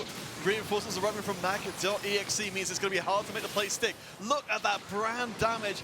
The passive almost finishing the job with the ignite, but Herpel just about crawls away from the play. Yeah, Herpel trying to make a play there. He did actually use the ultimate at the end of that. I'm guessing, you know, in his panic trying to get away, does actually use the ultimate. But yeah, they do try to make a play there onto Corriday and Turtle Archer, but they both get away. Serpent does actually have quite a few adoration stacks. I think he actually said 80 there. I think he must have died recently. But yeah, Serpent is kind of still like the kind of biggest hope here for Exeter College. Did get quite a lot of gold, so important for Exeter College in this game. Yeah, you know, with the gold leads being as even as they are, just looking around some of the item differences here, I'm noticing that both the mid lane and the bottom lane for Mag.exe, 2 completed items to 1 and components on both parts. Yeah, and it's very interesting because, you know, it's BTC kind of making the plays, getting the kills, and it feels like BTC should be so much further ahead, but it is actually Exeter College, you know, 2 items. You know, Serpent doesn't actually have his mythic there, but he does actually have 2 items. I think the problem is that Amvos has kind of changed up his build a little bit. He did actually have that Rage Knife, which he seems to have sold. He is working his way towards Wits End, is that? We'll have to come back to that in a second, because BTC, they finally started going after Swiggity Swiggy here in the top lane, as they will fight them even beyond death. But that's going to be the first death up there for Swiggity Swiggy in this game. And we saw when, you know, that Scion, once you can cut off their ultimate's path of escape, definitely not a very safe pick at all. Yeah, so he was really way too far up in that top lane, was kind of caught out by 3 or 4 members there. He just needs to not do that. I mean, it's quite simple. He doesn't need to push the wave up that far as Corriday caught out. Ooh, nice turnaround there, though, Herpel. It's going to just about survive with a little help from their friends as moving down towards this Cloud Drake. This could be Cloud Soul for BTC, but with their missing of their jungler, surely they don't go for this one. Nice polymorph, catching No Cake and deleting them. BTC step a little too aggressively forward and get punished for it. It's fantastic to see Exeter College still making plays in this game. No Cake caught out before being able to use that ultimate. His flash was down. He wasn't able to flash away from it. As we see, maybe Exeter College positioning to move over towards the Baron? I mean, they were certainly pretty aggressive towards taking the Baron before. Perhaps they think with No Cake off of the field, there is vision here. So Team BTC know this Baron has been started. This is not a fake out. The health bars are not good for Mag.exe. As in comes Turtle with the ult, takes Ollie down. We've got Amboss coming in from the side, looking at the play. That's a double kill for the Malphite. This could be a major mistake for Mag.exe. Maleficent chewing through the backline. This is the poisoned Baron. The Mag.exe will rue. As I think maybe BTC could go for it themselves. BTC punished really, really hard here. Exeter College making a big mistake. They did not have anywhere near enough time to kind of burn down that Baron. And this is a massive turning point in this game. The gold is currently extremely even, actually in the favor of Exeter College. But now with that Baron going down, they get that 1.5k gold. and now it is also BTC with the Baron buff. They kind of can push towards those objectives. They have only taken 1 in this game, so I'm sure that they will get quite a lot of gold off this play. But it is Exeter College making a huge overstep, and it's Ollie getting caught out again before the team fight starts. Turtle Archer, who has been quiet in game 1 and a little bit quiet in this game 2, has really kind of stepped up now towards the team fights we spoke about a little bit, you know, on this Mal fight. Doing a fantastic job. Now we are towards the later stages, towards these big team fights. Yeah, I mean, we didn't necessarily have huge expectations when it came to the laning phase, and I think that was pretty much borne out by how things went for Turtle Archer. But yeah, now we're in the team fights. We're seeing the squishier members like Ollie, even against the tank of team at BTC up in the top lane, they're still getting soloed out and killed. Yeah, as we see, look at this, BTC are now kind of setting up their lanes. They have 2 in the mid lane. I'm sure they will try and, you know, kind of break down some of these towers. As we take a little bit take a look at the items, that item that I was talking about. As we see an engage, it's Amboss call out, catching out Ollie. Yeah, and that's another kill in for the Twitch. Now 6, 2, and 10. You said it before, and we'll say it, I'm sure, plenty more times as the engage is good. On to the low mobility Draven flashing forward. Turtle Archer stepping up for the squad, locks the kill down, and now the low mobility Rengar gets deleted as well. BTC taking a flight in game 2. It is Exeter College and Serpent. You know, maybe he did get 16 kills in game 1, but he hasn't played against Malphite. Malphite presses R on him, and he just dies. Even under the tower there is no safe place. As Swiggity Sweetie maybe caught out under the tower as well. It's happening again and again. Team BTC avoiding the shockwave there just about as the TP comes back in. The inhibitor looks like it may end up not being taken. No, it's just a fakeroo. As Mag.exe, they're missing 3 members right now. The inhibitor drops, and Mag.exe are in major trouble. Yeah, as you said, they have now just opened up that inhibitor, but it's interesting to see that they didn't go for the end. I think probably the better choice, but you know, we did see Exeter College kind of rushing things earlier. But Team BTC really doing fantastic, and it's actually Turtle Archer, probably, you know, one of the quieter players in this series, has really now stepped up after the laning phase in this game too. Really fantastic on this Mal fight. Really kind of found their place in this game, in this series, and you know, Serpent is playing well and is you know, has a bit of lethality in his build. 5 kills even in this game, but 5 deaths is the important bit. But you know, really being shut down hard by Turtle Archer. I mean, this seems like such a puzzling situation for the Mag.exe bottom laner to be in. You know, they're on a team which has got 2 different forms of shielding for them, the Orianna and the Lulu. You would think, if anything, they should be able to keep their primary carry alive. But it is the unstoppable object of Malphite, who, you know, you just cannot stop. As we said, you know, Ollie kind of struggling a little bit in this game with, you know, not on the Morgana and on the Lulu this time. So it is interesting to see. But yeah, as you said, but, you know, Botti actually wasn't in that fight, and, you know, that shockwave did miss. Botti is actually really strong once again, playing really well again in this game too. Does also have 3 items, has quite a lot of gold. As Purple is caught out again. Can't even get the blast cone out before they are annihilated. We have got, of course, the Cloud Soul to concern ourselves with coming up in just a short amount of time. But Team BTC, they seem extremely confident here in game 2. A big question coming out of game 1. Mag.exe executed on their game plan flawlessly in game 1, but in game 2, while there's a lot to like here, it's BTC in control. Yeah, their team fight comp just is not as good. Team BTC have done really well to kind of draft this team fight comp and kind of find their way back into this series. We spoke about it a little bit with Turtle Archer struggling on the Shen, but this game on the Malphite has really been an important part of it, as Maleficent maybe a bit over-aggressive in the top lane. Yeah, Serpent there to try and help them out.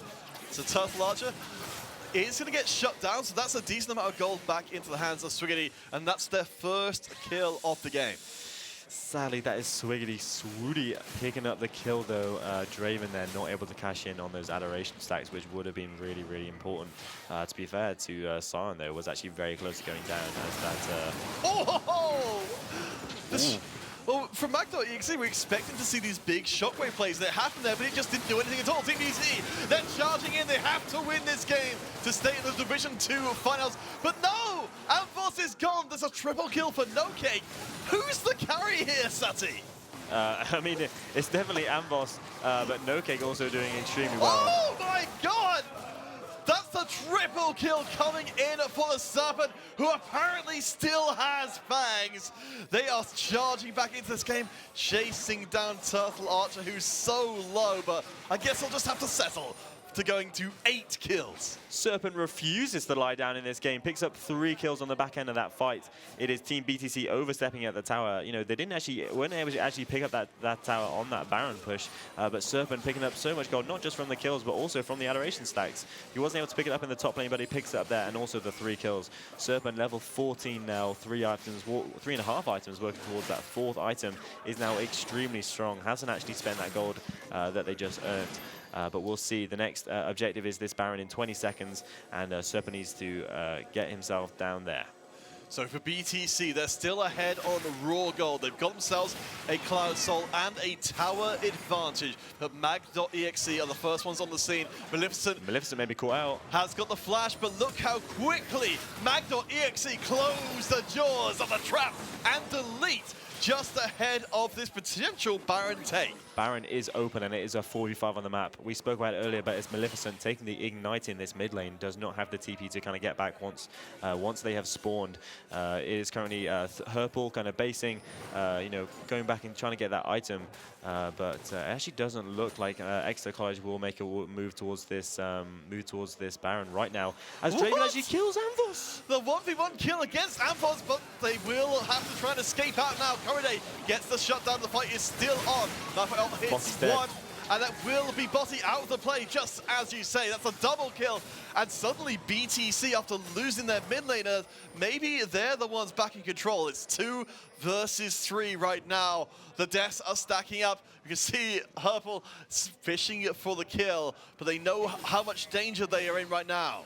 It is BTC almost ending the game here, I think, as Noke actually catching out Herpal, as that is actually so important, because that is the Rengar down, that is the jungler down for Exeter College, as we do see Corriday very swiftly moving towards this Baron, and this will be, I don't see anyone that can contest it, so this will be the 2nd Baron of this game for Team BTC. They have really stepped up in this game, and they don't even need the Yoni to kind of help them take it. That is 5 Baron buffs on the side of BTC. This is their 2nd Baron Nashor of the game, and I really do expect to see them close out this time. So we came into this one with hopes of a 3-game series here in the Division 2 finals. It's looking like we are headed that way. BTC, what an incredible comeback from them. They look like a completely different team. Yeah, BTC were absolutely rolled over in that first game. If you did miss it, it was actually Serpent getting 16 kills. Yes, that is right, 16 kills and 0 deaths in that game 1. This game, you know, still trying to carry his team through it, but it's Team BTC, you know, in their name, playing as a team in this game, and have really stepped up. And it is good to see, let's be honest. You know, that first game was a little bit disappointing from a team that we thought could have maybe even been the favorites for this game. So it is, you know, great to see that, you know, them show up in this final. And hopefully we can get that game 3. All right, well, BTC, they're not slowing down this freight train that's coming, calling Turtle Archer, going to be TPing in as Sweetie Spooky steps too far forward. Amphos grabs kill number 8.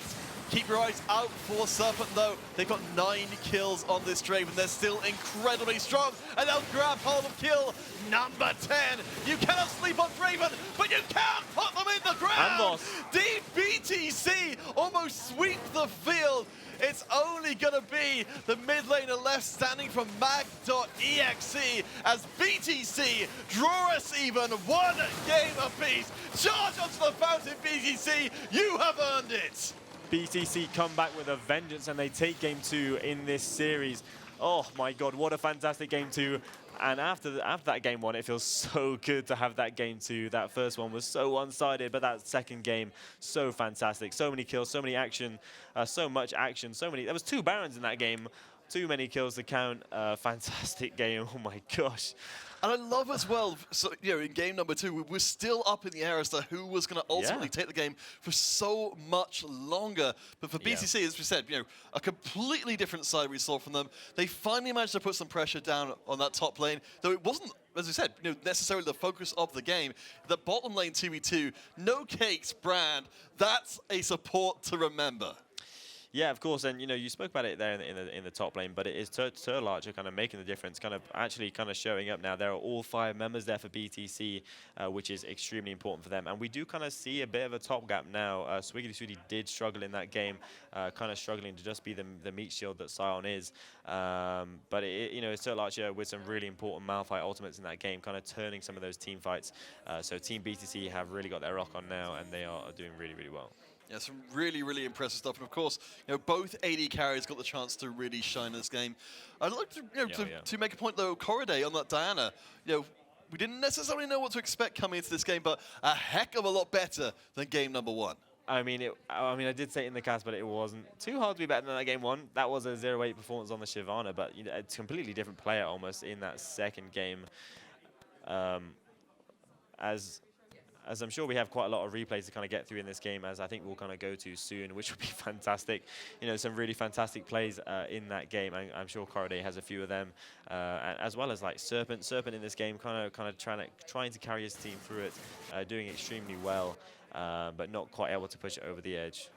All right, guys, which this all means, of course, that in the Division 2 finals, of course, the Division 1 finals a little bit later on, that we are going to be going to game number 3. So we'll give the teams a little bit longer of a break to prepare themselves, because this next game decides who takes home the crown. You do not want to miss it. We shall return after the break with our final game of the Division 2 Grand Finals.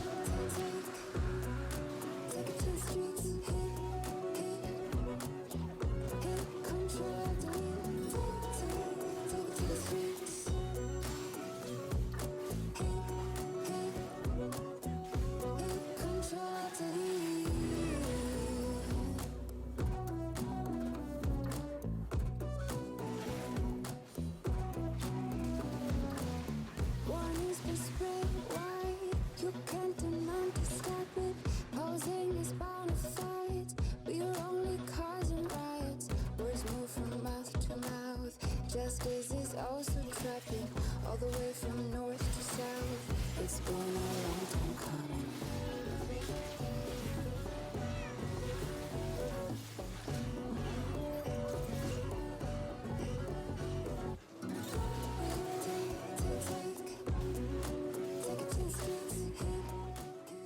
Welcome back, everyone, to the Student Championship Finals.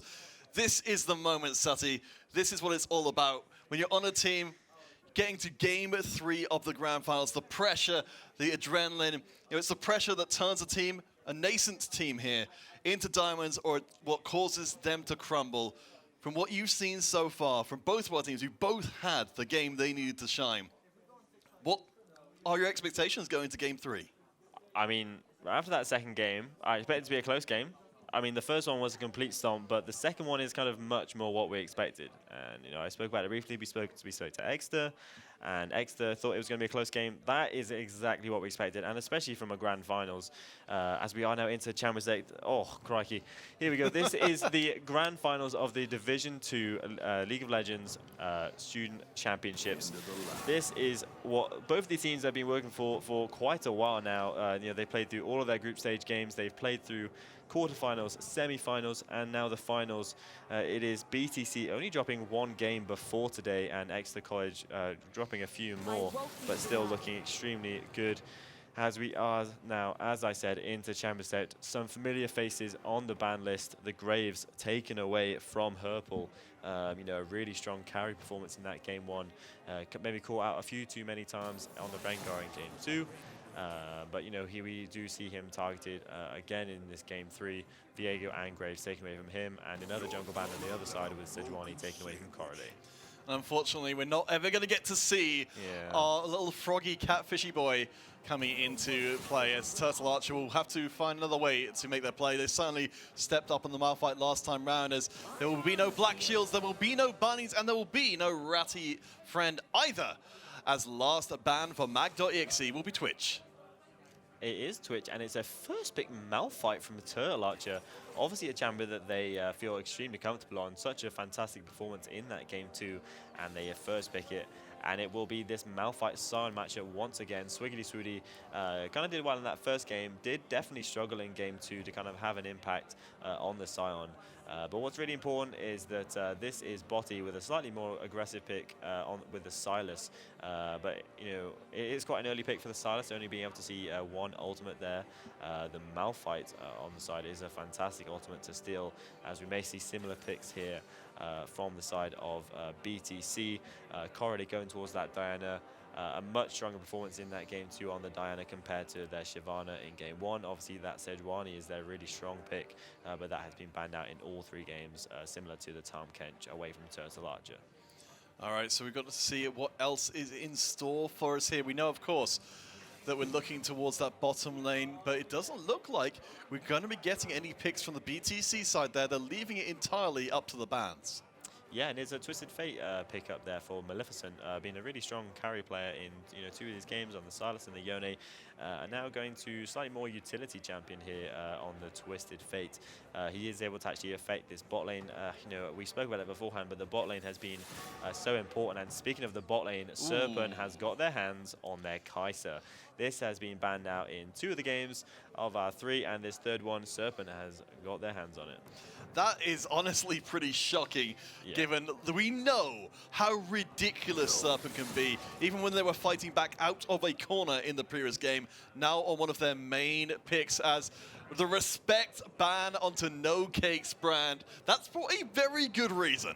Yeah, for sure. I mean, No Cake did really well in that game too, did a lot of damage. And, especially against that game 1, the Pyke is maybe supposed to do similar damage, but really struggled. It's interesting to see the Lulu banned away. I think Ollie kind of struggled quite a lot in that game too to kind of play that Lulu and not kind of get caught out. So it is interesting to see that taken away. Obviously, it must be really comfortable pick for Ollie, as we see another Enchanter support taken away with a Seraphine. But I think really exciting thing to see is that Serpent is on this Kai'Sa. Kai'Sa does a bit less damage than the Draven, but Kai'Sa has so much more mobility, and with a player as talented as Serpent, we kind of hope to see some flashy plays in this game 3 of the grand final. Oh yeah, I mean, you absolutely expect it here at the British Esports Student Championships. That this is, again, the moment for the teams to step into the limelight to show what they're made of. And so far, from both Amvoz for BTC and for Serpent, it has been impressive as the second tank joins the lineup of mag.exe. It is a slightly different look for Herpel, who will be going towards the Volibear in this game 3, this deciding game. He's played 2 carries, the Viego and the Rengar. That Viego banned out, which was his strongest performance, going towards the kind of early game champion of the Volibear, as a Vayne has been locked in. Ooh. Vayne, also hovering the Varus. I won't talk about that hover because I'm not sure about that one. But yeah, the Vayne locked in. A reasonably strong, kind of even matchup there in the bot lane between the Vayne and the Kai'Sa. Kai'Sa kind of wins out early. But it's kind of the support that kind of makes the difference in these lanes, as it's No Cake kind of flicking through quite a lot of supports there, as he will kind of finish on the Thresh. Very interesting to see that Thresh come out. So it is the bot lane picked last once again for both teams, and then Kai'Sa and Nautilus being hovered. That is extremely dangerous, a very common bot lane 2v2, and it's very common because it's extremely strong. We haven't seen too many kind of engaged supports, so we spoke about those new items. Anathemas, Chains, really struggling with that one.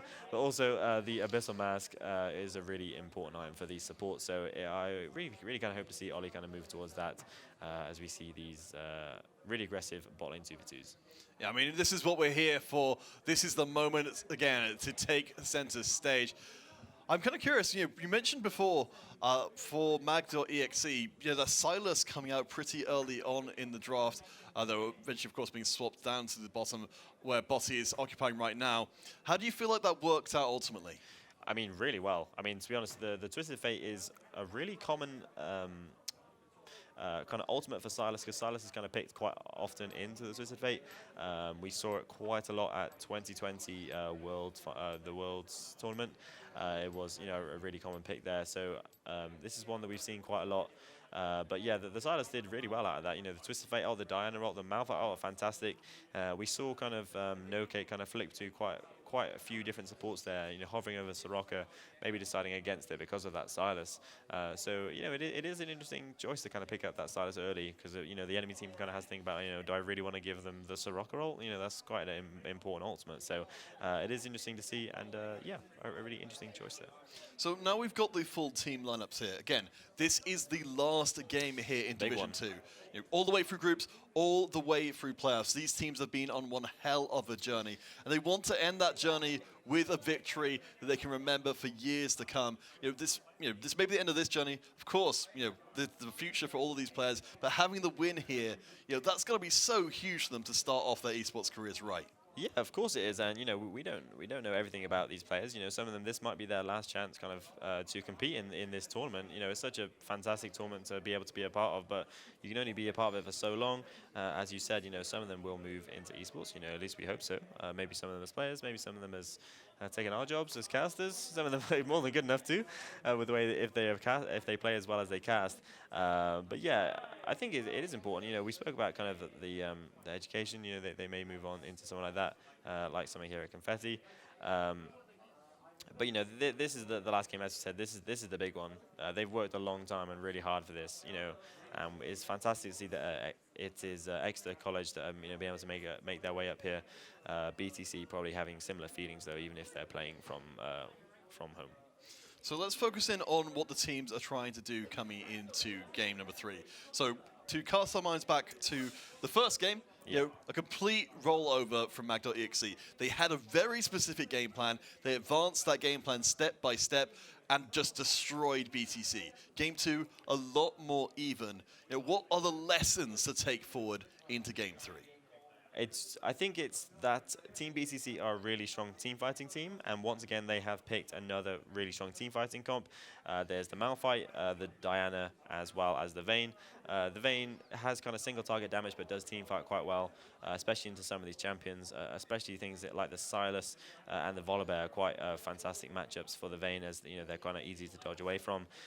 So you know, for BTC, you know they were struggled in the team fights in game 1. They kind of drafted a really strong team fight comp in game 2, and you know they kind of executed on it really well. And once again, they have drafted a team fight comp in game 3. And on the other side, Exeter College have drafted a very kind of skirmishy comp. They have the Silas, they have the Volibear, 2 really strong mid-jungle 2v2, but they really want to fight. They want to fight together. They want to fight the enemy mid-jungle 2v2. And the other thing is the bot lane matchup. The Nautilus guys are a really, really strong matchup.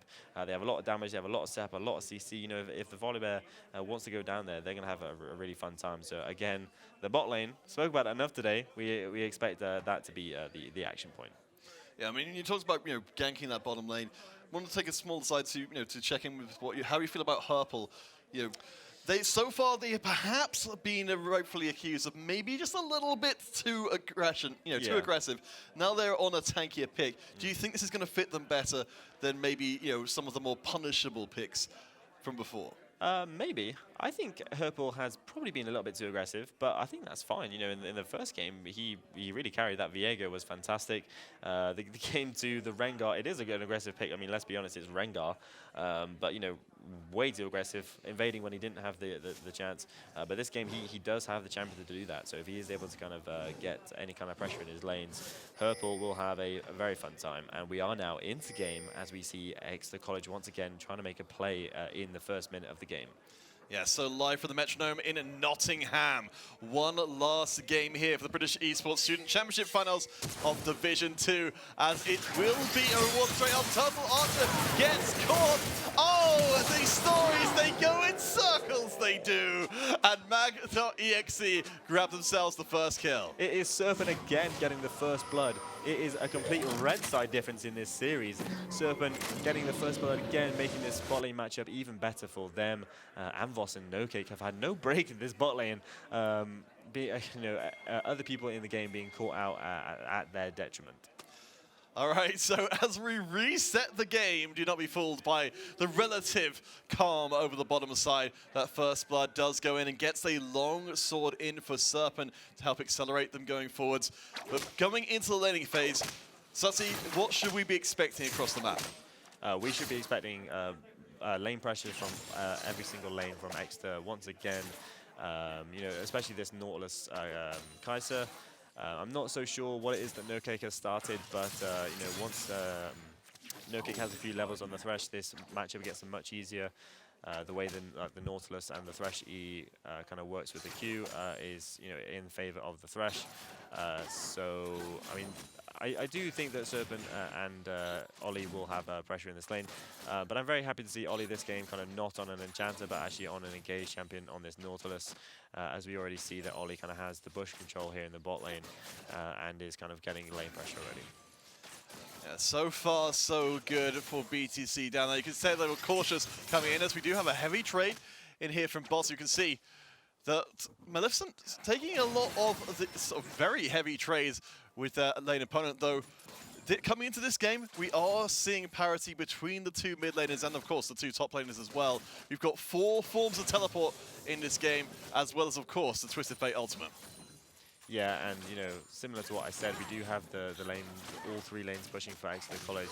But it is interesting to see that Herpor, the one we branded as, maybe a bit too aggressive, as just kind of doing a full clear and actually not trying to put any pressure onto Corriday when they have that lane pressure and that early advantage. Maleficent actually kind of trading back in this lane and getting the bush a little bit, but Botti will be able to catch this lane, this wave actually nice and easy, as we see Swiggity Swooty once again having the top lane push in this matchup. They must be getting good at this matchup now. They played it a couple of times, especially Swiggity Swooty on this Scion. We've got a little skirmish between the junglers here. You can see the Herpons trying to keep their position hidden a little bit as both mid laners take an interest in what's going on as well. The nice dash forward actually steals the flash away from Maleficent. That's got to really cut into that early Twisted Fate gank pressure. And this is really important. We spoke about the lane pressure for Exeter College, but this is going to be a double scuttle now for Herpol, who was able to kind of bring his lanes in from the mid and the top lane and kind of secure that top scuttle. Twisted Fate being pushed out here, pushed out back into his own bot side jungle as Herpol is moving towards his second scuttle, really far ahead in this game already. Yeah, really liking what we're seeing from Herpol so far, so they stay ahead in the CS. As across the board, let's check in. So the gold lead for Mag.exe, of course, the first blood was secured, and that did mean that there were also 3 assists in there as well. But we have got good CS up in the top lane and in the jungle for Mag.exe as well. And we do see Serpent actually kind of have the control in this lane. They were able to freeze the wave for a little bit just outside their own tower, as we see Amvos kind of basing and NoCake basing just after them. That resets maybe just a little bit, not timed particularly well, but Serpent and Ollie kind of pushing out this bot lane now with NoCake and Amvos being able to catch that lane, as Botti kind of does have control in this mid lane matchup. Maleficent maybe struggling a little bit. This matchup has changed over, I spoke about it being quite common at the Worlds 2020, but this matchup is a little bit different. Twisted Fate a little bit weaker, and Silas much stronger. So far, it's looking pretty good. So a big CS lead for Mag.exe in the mid and the bottom as well. We've got Corriday just popping across to say hello. But so far, no successful ganks. Summoners aside. It's really important to see that Ollie actually moved up into the river there. He based on vision. I think that is why Corriday kind of called off that gank. It was going to be a 2v2, and with Silas kind of being a bit stronger than Twisted Fate in the early skirmishes, they kind of called off that gank, rightly so. And it's really great to see, Corriday, he had 8 deaths in that first game. He has kind of turned this back a little bit, and he's kind of turned his brain on a little bit, and he is playing really fantastic in that game 2, and now in this game 3, kind of slowing it down a little bit, knowing that, he doesn't have to rush it too much. Okay, so we're looking forward, of course, to level 6 and when those big ultimates come in. And of course, for Booty, what ultimately end up stealing to start things off. But Mag.exe, they're the first ones to this first Drake. They do get spotted out. There's Destiny Gate. Yeah, the Silas steals the ult, so that's the first play, but it does not go well for Botti. They get chunked down by the Ignite. They're just about to get away. Nice intervention from Turtle Archer, gets BTC on the board. But the catch is there onto Amphos, who does manage to tumble away. Double kill for Turtle Archer. And it's looking like we might have Turtle Archer coming back to the play from above your screen right now. Mag.exe could be in trouble here as they fall behind. Here's the retribution from BTC. Serpent is still up and fighting me. Chase out the fight as we split into 2 different fights. NoCake takes out Swiggity, and Maleficent gets Serpent as well. BTC, they are back into game 3. It's a 4-0 for BTC, and this is very similar to this game too. It is Exeter College starting up the Dragon when they don't have lane pressure, and BTC come in and swoop. They take all 4 kills, they take the Dragon on the backside, and it's Turtle Archer with TPing down, first getting himself a double kill, and there's 4 assists onto Amvos with their wave state in not too bad a spot. But this is similar to game 2 with Team BTC kind of punishing the mistakes of Exeter College, as we see, the bases come through. We see Vayne kind of in base now, kind of matching the items there of Vayne. Very similar there, as both mid laners are on Lost Chapters, with Corriday much further ahead in their jungle items. And it seems crazy to me, Sutty. I'm just not necessarily used to this kind of play from Turtle Archer. Yeah.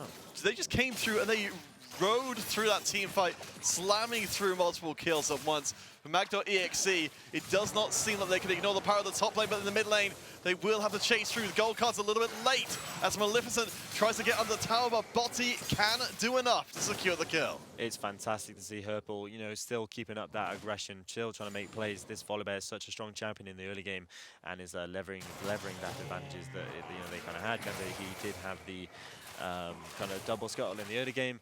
But as you said, yeah, Turtle Archer, a really important member of this team. As you said, it's fantastic that Turtle Archer has finally turned up. You know, in that game too, they found their calling on this Malphite, as they do actually use the ultimate here, trading it into the top lane onto Swiggity Swooty. Yeah, very aggressive use of the ultimate, but it does give them the health advantage, and coming in are going to be reinforcements for Swiggity. Turtle Archer may regret using that ultimate early on because they're going to be shut down, and the gold goes straight into the pocket of the Silas. Yeah, they do make a play in the top lane, Exeter College, but it's actually a hook again from NoCake. Hotline and sinker! That's a beautiful combo play from Amvoz. That's got to be one they practiced more than a few times. It is. NoCake showing their proficiency here on the Thresh. And that is actually the second kill. I'm not quite sure if you saw it, but Ollie actually went down. I'm guessing that was another hook. But that is actually 2 kills now for Amvoz. Amvoz involved in all 6 of these kills on the side of Team BTC. A hard carry in that second game. And looking to be a hard carry in this Game 3, the all-important deciding match for the Grand Finals. Yeah, here in Division 2, we aim to not disappoint at all. This is exactly what we wanted to do from the series. 3 games, and what we wanted from a Game 3. 2 teams neck and neck heading past, or getting close to the 10-minute mark. We still, of course, got Serpent on this Kaiser. We know it's a pick that they can take over the planet on. Yeah, fair play. Division 1 finals do have something to live up to, eh? But yeah, as you say, Serpent, you know, it is really important to know that, you know, this guy has carried this team time and time again. So it is you know, good news for them to know that, you know, he isn't too far behind. You know, he was caught out there on the Thresh. But Serpent, you know, I think, you know, if you're Exeter College, you still got to put their faith, your faith into Serpent. But, you know, this Botti has kind of been the kind of unsung hero for Exeter College. 2-1-1 in this game, making that play in the top lane, shutting down Turtle Archer, who was, you know, on a bit of a roll there. So I think Botti maybe is actually the one to watch in this game. Yeah, I mean, certainly we've seen some pretty impressive stuff from them so far. We can tell Maleficent is definitely playing pretty far back to avoid getting jumped all over, because, you know, Botti, we've got the early AP in as the Rift Herald does get started up. So BTC will not have access. Oh no, sorry, BTC will have access to this one to keep on their objective focus from before. Both of these teams we knew coming into this one were very, very focused on getting those objectives to snowball the early game. Yeah, BTC after that game 1 have had, you know, complete objective control. I think they lost 1 dragon. You can see the Malphite all going in. Yeah, very aggressive play once more. Swooty in major trouble. This time there's no reinforcements coming. Again. Yeah, gets away. The ult, I believe, was intercepted, but still. That does mean that maybe we don't see a push through to this tower. It's down in the bottom side. There's the catch onto NoCake. There's no way out, but at least Amvoz is able to clear. Herpel still managing to make plays here in the early game as we see Botti going in onto Maleficent. Gold card, it's too late to stop the players. You can see, yeah, Botti pretty comfortable with where they are right now. Certainly in the advantage of the 1v1. Yeah, Botti doing really well in this mid lane. We spoke about him a little bit. You know, he is 20 CS ahead there. But we do see it is Herpel making a play onto the Thresh. And it is Exeter College kind of regaining control over this bot side. As Herpel does actually have his ultimate. They could make a play down here in the bot lane. As we saw the kind of cross map with Diana making the play on the top side of the match. Swiggity Swooty, you know, having to blow that flash, but he does well to kind of get out of it. He did actually kind of flash the ultimate damage from the Diana, which we've seen twice today, which is actually quite hard. So, you know, we have a bit of deja vu though, as Exeter College starting up the Dragon. Yeah, it didn't go so well for them last time, and Mag.exe, the second they see BTC, they fall back in a hurry. They have got the speech right, and they have got the vision. TP coming in from BTC, they're committing in fully for this second Drake. The steal is good from BTC, but Retribution may not be so. Ambos grabs a kill though. The volley bear is dead on the outside. Maleficent's trying to fight for their life against their mid lane opponent. I think it's going to be a kill traded back, but the double kill for Ambos off screen. Destiny going to be used to chase Maleficent. They use a Destiny of their own, but it's too slow. Botty gets the revenge kill, but it looks like they will struggle to get away. There's the ult in from the Malphite. Botty. Still Kaiser ult. Where is the play going to be coming from? The Kaiser coming in from the side, Serpent turns the play back around, and there's nothing left for BTC. Ambos, though, the secret player of BTC, gets another kill off screen. They're picking up to 5-0 and 4. BTC are the one who comes out on top again, but it is Botty once again completely turning this team fight on their own. They catch out Maleficent on the backside, and they are able to play, turn the play and kill Corriday as well. But the biggest thing is, look at this. That is the 5th kill for Amvos there. They take down Swiggity Swiddy in the mid lane, and Amvos is absolutely running away with this lane, with this game, sorry. They have just finished that first item, that Kraken Slayer, and I believe that Serpent on this base may even just match that as he, as we see, he just basically now picks up that Kraken Slayer, but it is actually Amvos ahead a little bit with the boots and another cloak of agility. Sutty, a big question which I need to put to you here is, which are you more afraid of? Is it a late game fed Vayne, or is it a late game fed Kaiser?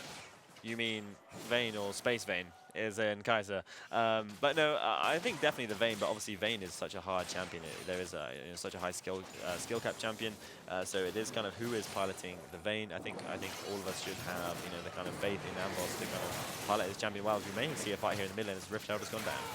Yeah, there's no plates to be had, just a little too late for that, so the gold remains in place. Mag.exe managing to overwhelm the Rift Herald before it could get any serious work done. Still though, Team BTC, they have a gold lead no matter how small it is.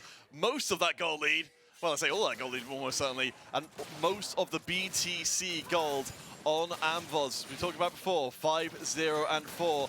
The late game Vayne might be arriving a little bit early. Yeah, definitely. Ambos is really, really strong in this game, and it's kind of where you'd want to have your gold if you could choose. But yeah, that mid lane push was actually defended really well. Exeter College didn't even actually lose their mid lane tower. I don't even think it's below half HP. So really good job from them. But just to kind of clear it up, answer your question, I would probably choose the Vayne. It is interesting, like some of the choice spells though, as we see Vayne actually has the exhaust and cleanse on the other side. So even if it exhausts, they can just kind of cleanse that away. But I think we'd be surprised to see any kind of actual 2v2 between 1v1, sorry, between those two champions. Well, maybe, just maybe, we'll get lucky in that respect. Team BTC though, it's looking like they're feeling a little bit confident, starting to extend their vision line into mag.exe territory. They might have to be a little bit careful though, because Mag's mid lane fight is going to happen. We're going to get not a 1v1, but a shutdown.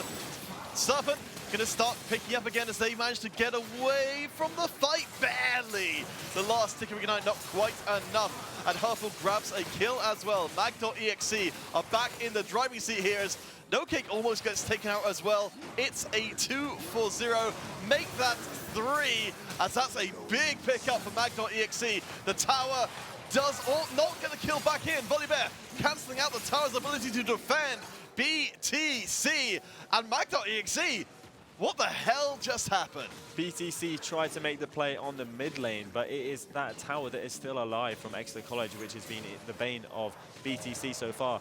It is Exeter College who turned the play around. Serpent actually dodged away from the Diana ult to kind of keep themselves alive there. Really extremely well played as Ambos is trying to make any kind of play back there.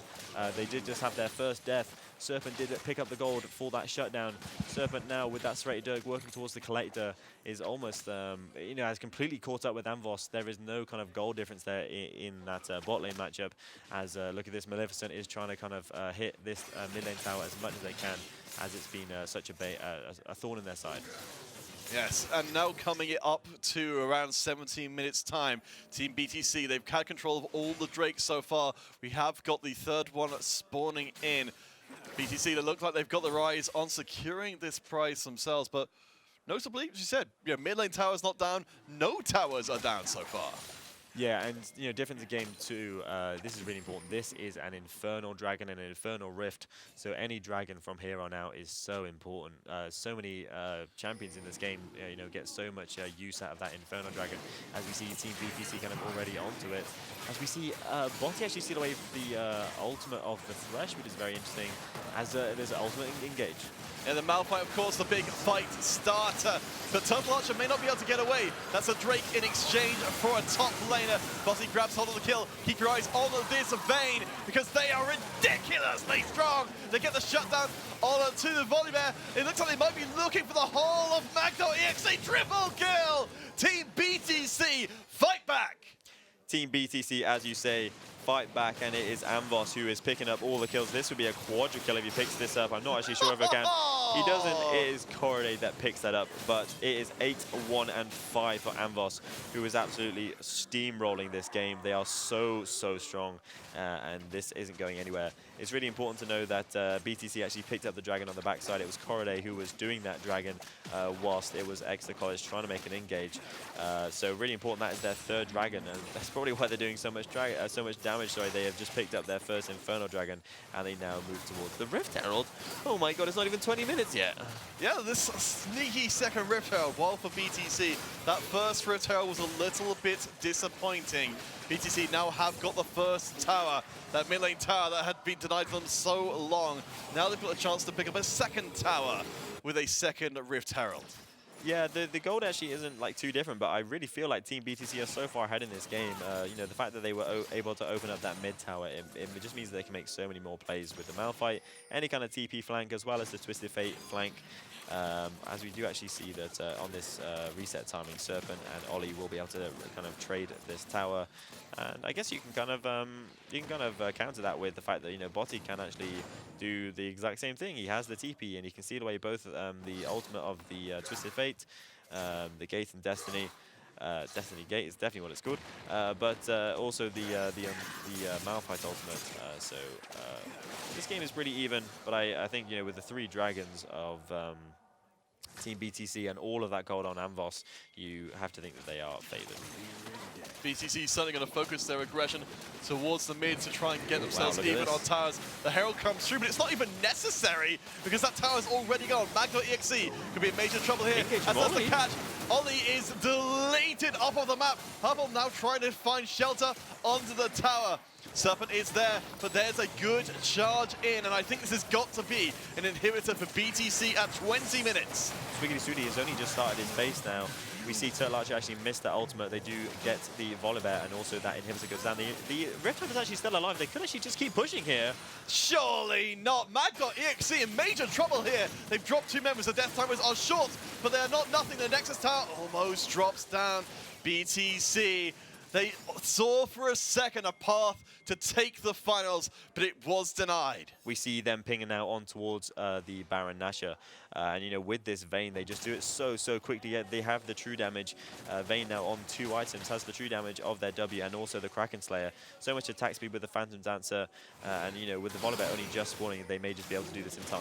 Super Minions won't be in the mid lane as of yet for Mag.exe, so they can commit in their resources. But can they afford to go lead ever so slightly across the Team BTC? Amvos, the one who's going to be the difference maker, up now to 9 kills. The Baron is going low.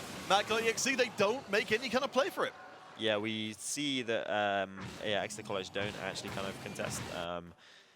I don't think you can blame them. They kind of are far behind in this game. You know, that is 9-1 and 6 for Amvos. He is so strong. Has just picked up that Ginsu's Rage Blade. And, you know, they have just opened up that inhibitor. So that is a 22-minute Baron, as well as the, 22-minute inhib for Team BTC. And on the backside, Team BTC were actually able to clear out their jungle, and we see Herbal kind of running around looking for scraps, but he will not find any. The next big thing is 1 minute away. We have the Infernal Dragon. This would be an Infernal Soul at 23 minutes into the game for Team BTC, and I think that would be the nail in the coffin if they were able to pick that one up. Oh boy, yeah, you're talking about how hard Amvos is hitting on the Vayne right now. When you start adding in those Infernal Dragon procs as well, then suddenly you're looking at a whole world of pain if you weren't already. Just a truly standout performance here again. here in the Division 2 finals. We're looking for players to do performances that will make their name resonate from this point forwards. And certainly Amvoz, the rest of the team at BTC, looking pretty darn good. 20 seconds away, we do see that Swiggity Swooty is in the top lane, kind of defending that tower from Twisted Fate, but his TP is not actually quite up, and you know, we have to think that Exeter College have to go for this. They do have super minions in the mid lane. Botti is trying to find an angle off to the side, but I can imagine he'll start walking through some wards very soon. Yeah, well, Botti has got a good record so far, 4-2-5. They are strong on this Silas. It's gone. But it's full commit. Yeah, BTC, they take the Infernal Soul like it's nothing. And again, Mag.exe, just like the Baron before, do not offer any kind of defense. They do have Baron. I'm not so sure when that will kind of run out. I think they only recently just got it, so they will have time to kind of push down onto this bot lane inhibitor. And you have to think if they're going to get any more kills, as the hook does land. There is the instant deletion. Hubble is out of play, and Mag.exe, they're in major, major trouble. As much as Mag.exe crushed through game number 1, BTC, they're building all the momentum in the world. The Baron buff is good. The minions are arriving. This is a hell of a BTC squad. There's a catch, but it's no good. There will be the ults charging through his Mag.exe. They have to win the fight. Serpent gets the kill, and Botti kicks out Corriday as well. It's one last fight. Amvoz is still up. No, not any longer. He has the triple kill for the Kaiser. When Serpent is needed, they come through huge. Serpent with a quadra kill to save the game there. Even through the Infernal Soul, it is Exeter College who will not go quietly into the night. How on earth did they win that? It was under the tower, to be fair. NoCake gets hooked at the start of that team fight, and he does go down first. Ollie trying to make it the play here, as we do see that inhibitor also didn't go down on that bot side, which means they only need to defend against one lane of super minions at the moment. And they also, they didn't have that Baron for too much longer, but that is actually completely gone now. I guess the biggest thing is that, you know, Team BTC hadn't actually spent their gold after that Baron push and after, you know, trying to take those 2 towers in the bot side. But it is amazing to see that Exeter College are still fighting back in this game, even 4 dragons down.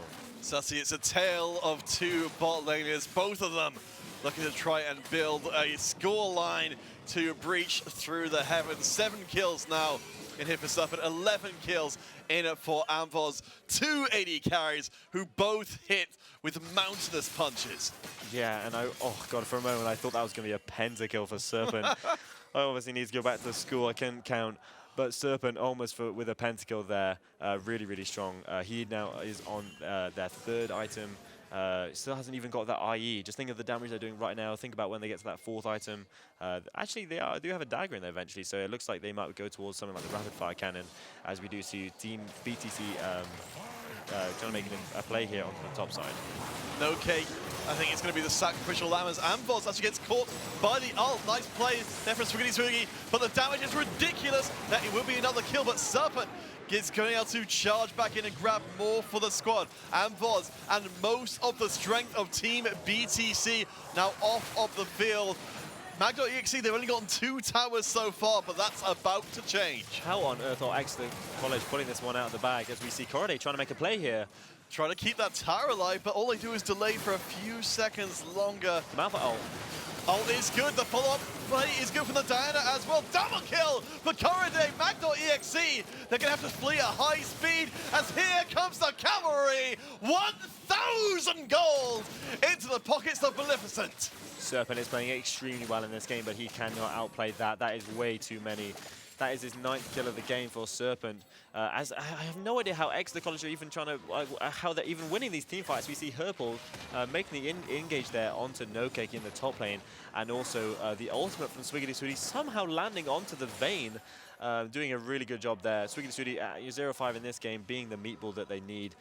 Maybe a bit quiet after that game 1, but you know, really kind of do well. This is really do or die. This is the final game. This is the decider in this best of 3, the grand finals. As we said earlier, these teams have been working towards this game for so long. This is a massive event here, and both of them are really leaving it all out there.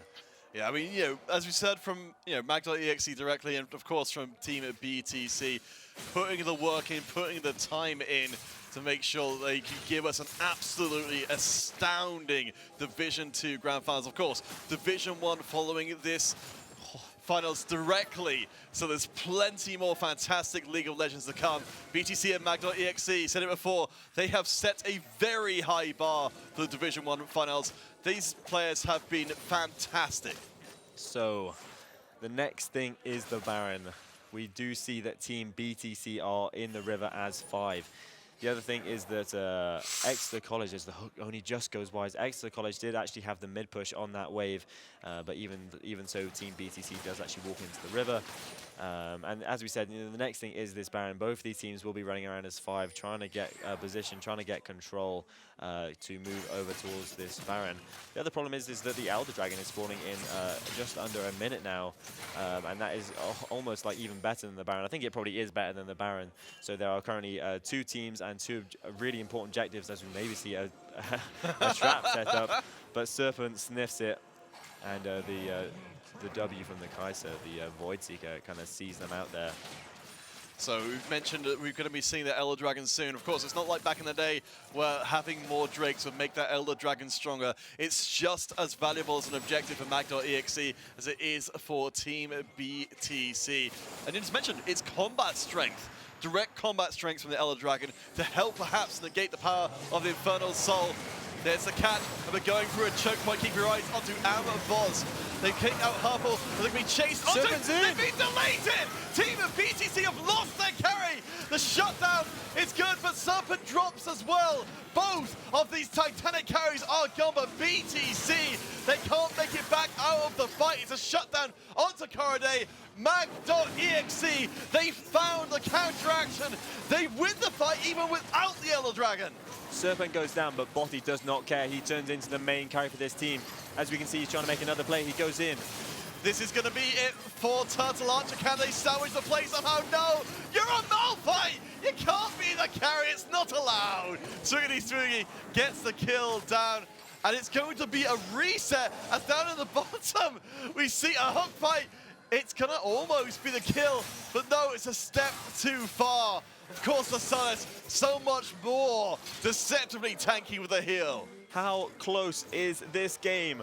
Both of the teams fight. Everyone dies, basically, and we do not have enough people to even finish off the Elder Dragon. We see that Amvos died at the start of that fight, and he's back and taking the Raptors. The problem is that No Cake's death timer is completely out of sync with the rest of his team. He is dead for another 30 seconds. Exeter College are now respawning, coming out of base, and they're moving their way down towards the Elder Dragon. As we see a TP in from, that is Botti TPing in now into the Elder Dragon. Sussy, let's have ourselves a round number 2. Let's go again. It was good the first time. It'll be even better the second. We've got Amboss sneaking around the side. So last time round, it was down to who grabbed the carry. This time, Amboss doesn't even stand a chance. They get absolutely deleted. And Serpent gets Corriday as well. Looks like round 2 is going to be a lot more decisive. Amboss massively oversteps there. We see Exeter College taking the Elder Dragon, and we think that they will just go straight on over to the Baron, and that will be both major objectives taken from the side of Exeter College. Oh my gosh, I'm not sure what Amboss did there. We saw him pop the ultimate and kind of queue forward into all 5 members of Exeter College. A massive overstep there. That is not what you want to see from Team BTC, their real main carry in this game. The Vayne, 13, 5 and 7. 5 items and the stopwatch there, making a massive mistake at the start of that team fight. But Exeter College, they only have 3 towers taken. I remember they're fighting back from whatever that thing's called. What's it called? An infernal soul. So the way they're doing this is unbelievable. And you know, we spoke about it on the 4th item, but Serpent, he picks up the Lord Dominic's Regards, and he still hasn't got that IE. He's going to pick up that as his 6th item, and just imagine how much damage he's going to do when he gets there. The storm of clouds are gathering here. Mag.exe, they've got double buffs. These next few minutes will be hellish for Team BTC as they try and hold on here in a game number 3 of the Division 2 Grand Finals here at the British Esports Championships. There's the catch on Huckle, but there's just, with the Baron buff coming in with the execute threat. No, what the hell? They just found the kill. That's a shutdown on to the Sullus. We have still got the Kaiser, but she's gone. Amboss, this is your time. This is your place. Getting the triple so far. Trying to deny Maleficent as we'll see the gate bringing through. Looking to lock down the last remnants of the team. Maleficent He might go down escapes to out. Elder. It's an ace. Where's Mag.exe? They're not on the Rift anymore. Team BTC have 3 members still alive to the 5 dead on the other side of Exeter College. And also the other thing is Maleficent does have TP. He can TP into this bot lane. It doesn't even look like he's going to base. It looks like he's just going to run there. But it looks like they might even just go for 2 inhibitors. They're not actually going to go for the end here. Oh my lord. Mag.exe losing out massively in that last fight. Apparently double buff wasn't enough. And as you say, the 2 inhibitors will be the prize for BTC. It felt like a game-ending fight, but we're not quite there. For some reason in this game, as Maleficent may actually be caught out here, it looks like No Cake will be able to like lantern over the wall. But what on earth is going on? The team with the buff, with one that's being buffed up by the the objectives, is actually losing the team fights. It's actually Exeter College who had the dub with the Baron and the Elder Dragon, and they lost the team fight. And in the meantime, it's Team BTC who are losing the team fights with the Infernal Soul. I'm not so sure what's going on in this game, but it is extremely exciting. Oh my god, what a way to kind of end the Division 2 season. Jesus. Well, we're post 30 minutes. We've got nearly 60 kills in the game, and the 2 teams are barely separated in gold at all. We've had tons of objectives, we've had tons of fighting, we've got 2 incredible AD carries making their names here today. I can't imagine how it's going to end, but it's going to be spectacular. I think you are damn right. I think we can take a small break because there is 2 minutes and 30 seconds until the next objective. I'd be very surprised if either of these teams try and make too much happen in the meantime. So, whew. We do see that it is Exeter College pushing in the mid lane here. They do have the mid push. There isn't really too much to play for. I think they should just make sure that they're kind of getting all of their gold onto the Kaiser, make sure they get towards the Infinity Edge. As look at this, we do see No Cake actually farming the wave. Amvos has too much gold to spend, doesn't need the gold, so we see No Cake kind of working towards their next item there, their 3rd item as a support. That is quite a lot. Shows how long this game is going on and how many kills there's been. But look at this. This game is separated by 600 gold at 34 minutes into the game.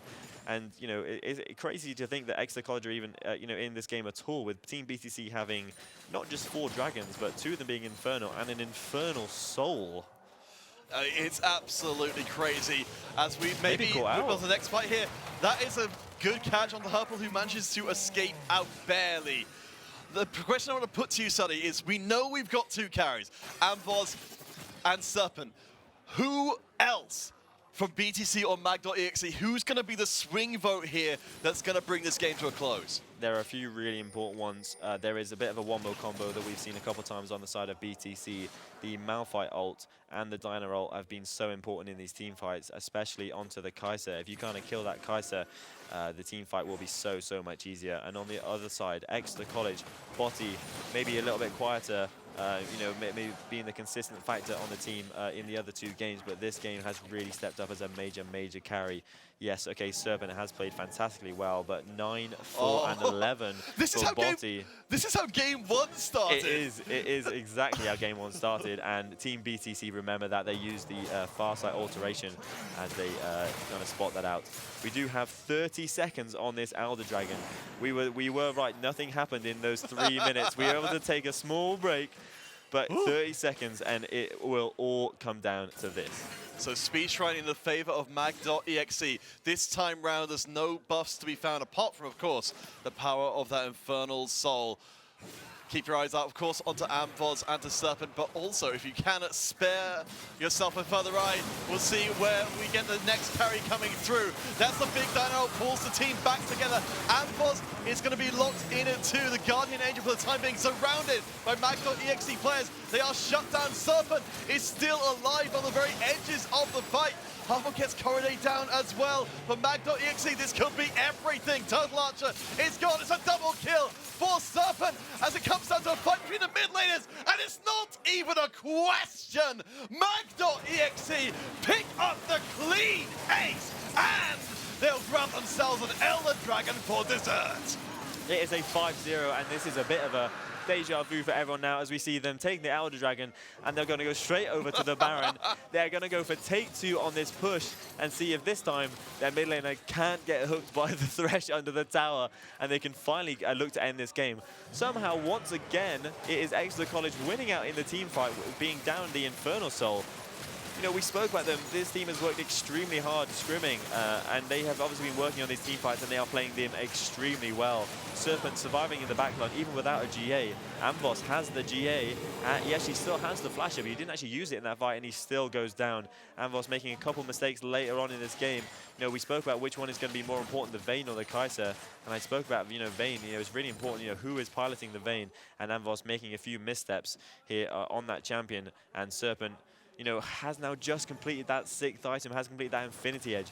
He just did all that damage in that team fight on 5.5 items. That Infinity Edge is such a massive item, has 100% crit chance in this game, and we can see them kind of critting there for nearly close to 1,000 damage per hit. Yeah, they are ridiculous right now, but I think, just as you said before, you know, with Botti on the Silas, you know, they've got 11 kills of their own. There's no one comparable on the Team BTC side. 2 carries against 1. That's the kind of mass I can handle. Yeah, and we do see Exeter College now waiting for the next mini wave to come in. It looks like they are just going to A-round this. They are trying to play off one lane. No Cake looking for the hook. But, you know, Exeter College, you know, that Elder Dragon doesn't last particularly long. They do kind of need to make a play here. They do need to kind of engage.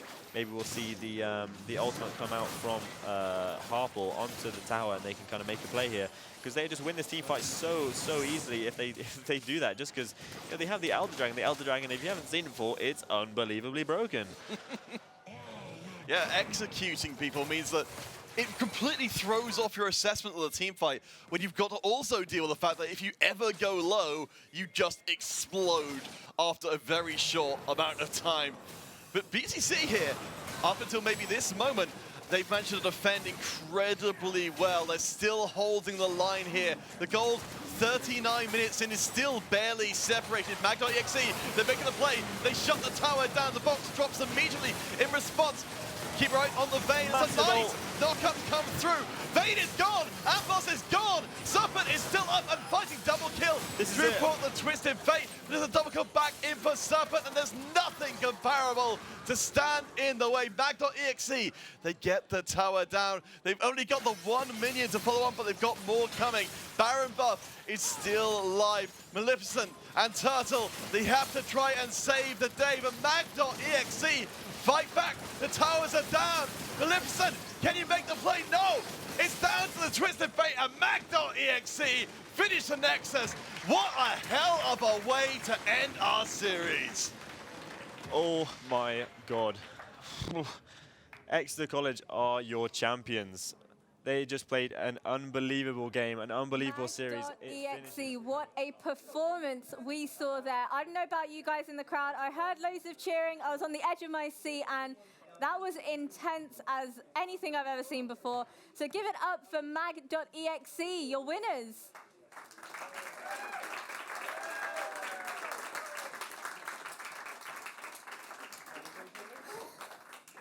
Yeah, go for it, do a trophy then.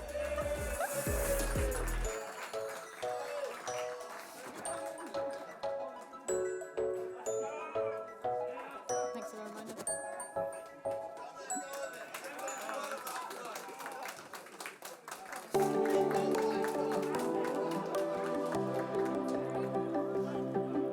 All right, which one of you guys is Botti? All right, I'm going to give this microphone to you, sir. Okay, thank you. Firstly, congratulations on you guys' victory. How does it feel? Oh my God, that was the closest game I've ever played. I'm not gonna lie. Like, honestly, we were shaken by the end of it. Like, yeah. But it was an amazing game, totally. Did you guys feel confident in your ability to take that game and win it? Oh, no. No. We started off strong. We made some pretty fatal errors, but like, oh my God, the way these guys played, I'm really happy about it. Okay, I can tell that you're out of breath from the adrenaline. Yeah, no, I'm intense that feeling game it. I'm was. feeling it. So I will allow you guys to take your trophy and enjoy your victory, Thank and you we'll very see much. some more in-depth interviews from you guys later. Thank you very much. Congratulations again.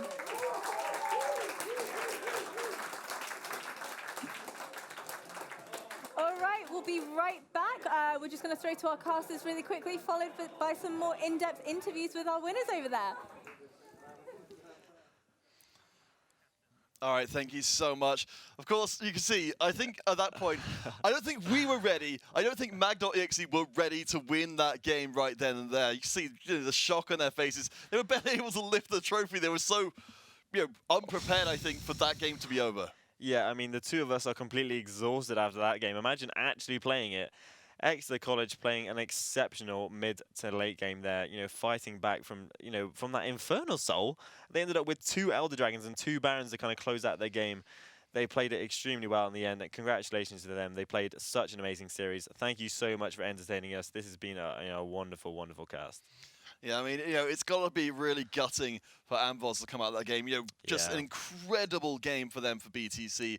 Yeah. On that vein, to lose out that one. I mean, at least,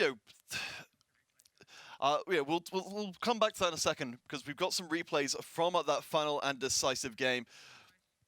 And of course, every moment counted.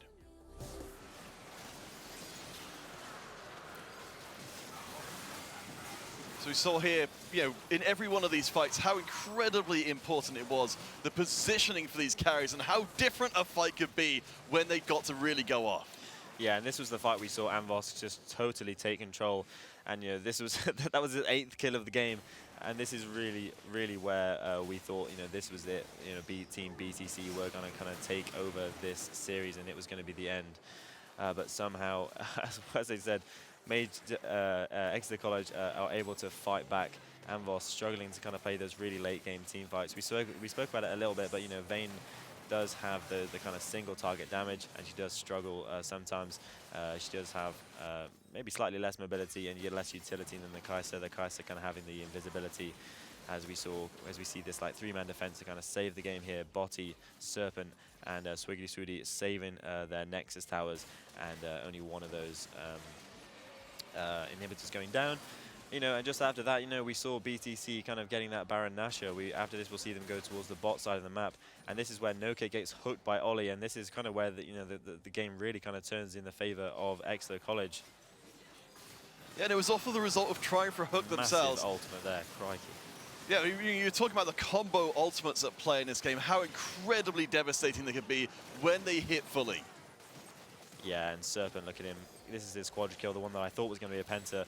We see him able to save his ultimate for the end of that team fight, get into the backline and finish off that. That was a 5-for-2 there in that team fight, and Serpent being the kind of beneficiary of these team fights. That was after that team fight, he was able to get his 3rd item, and this was Amvos being caught out by the Scion ultimate.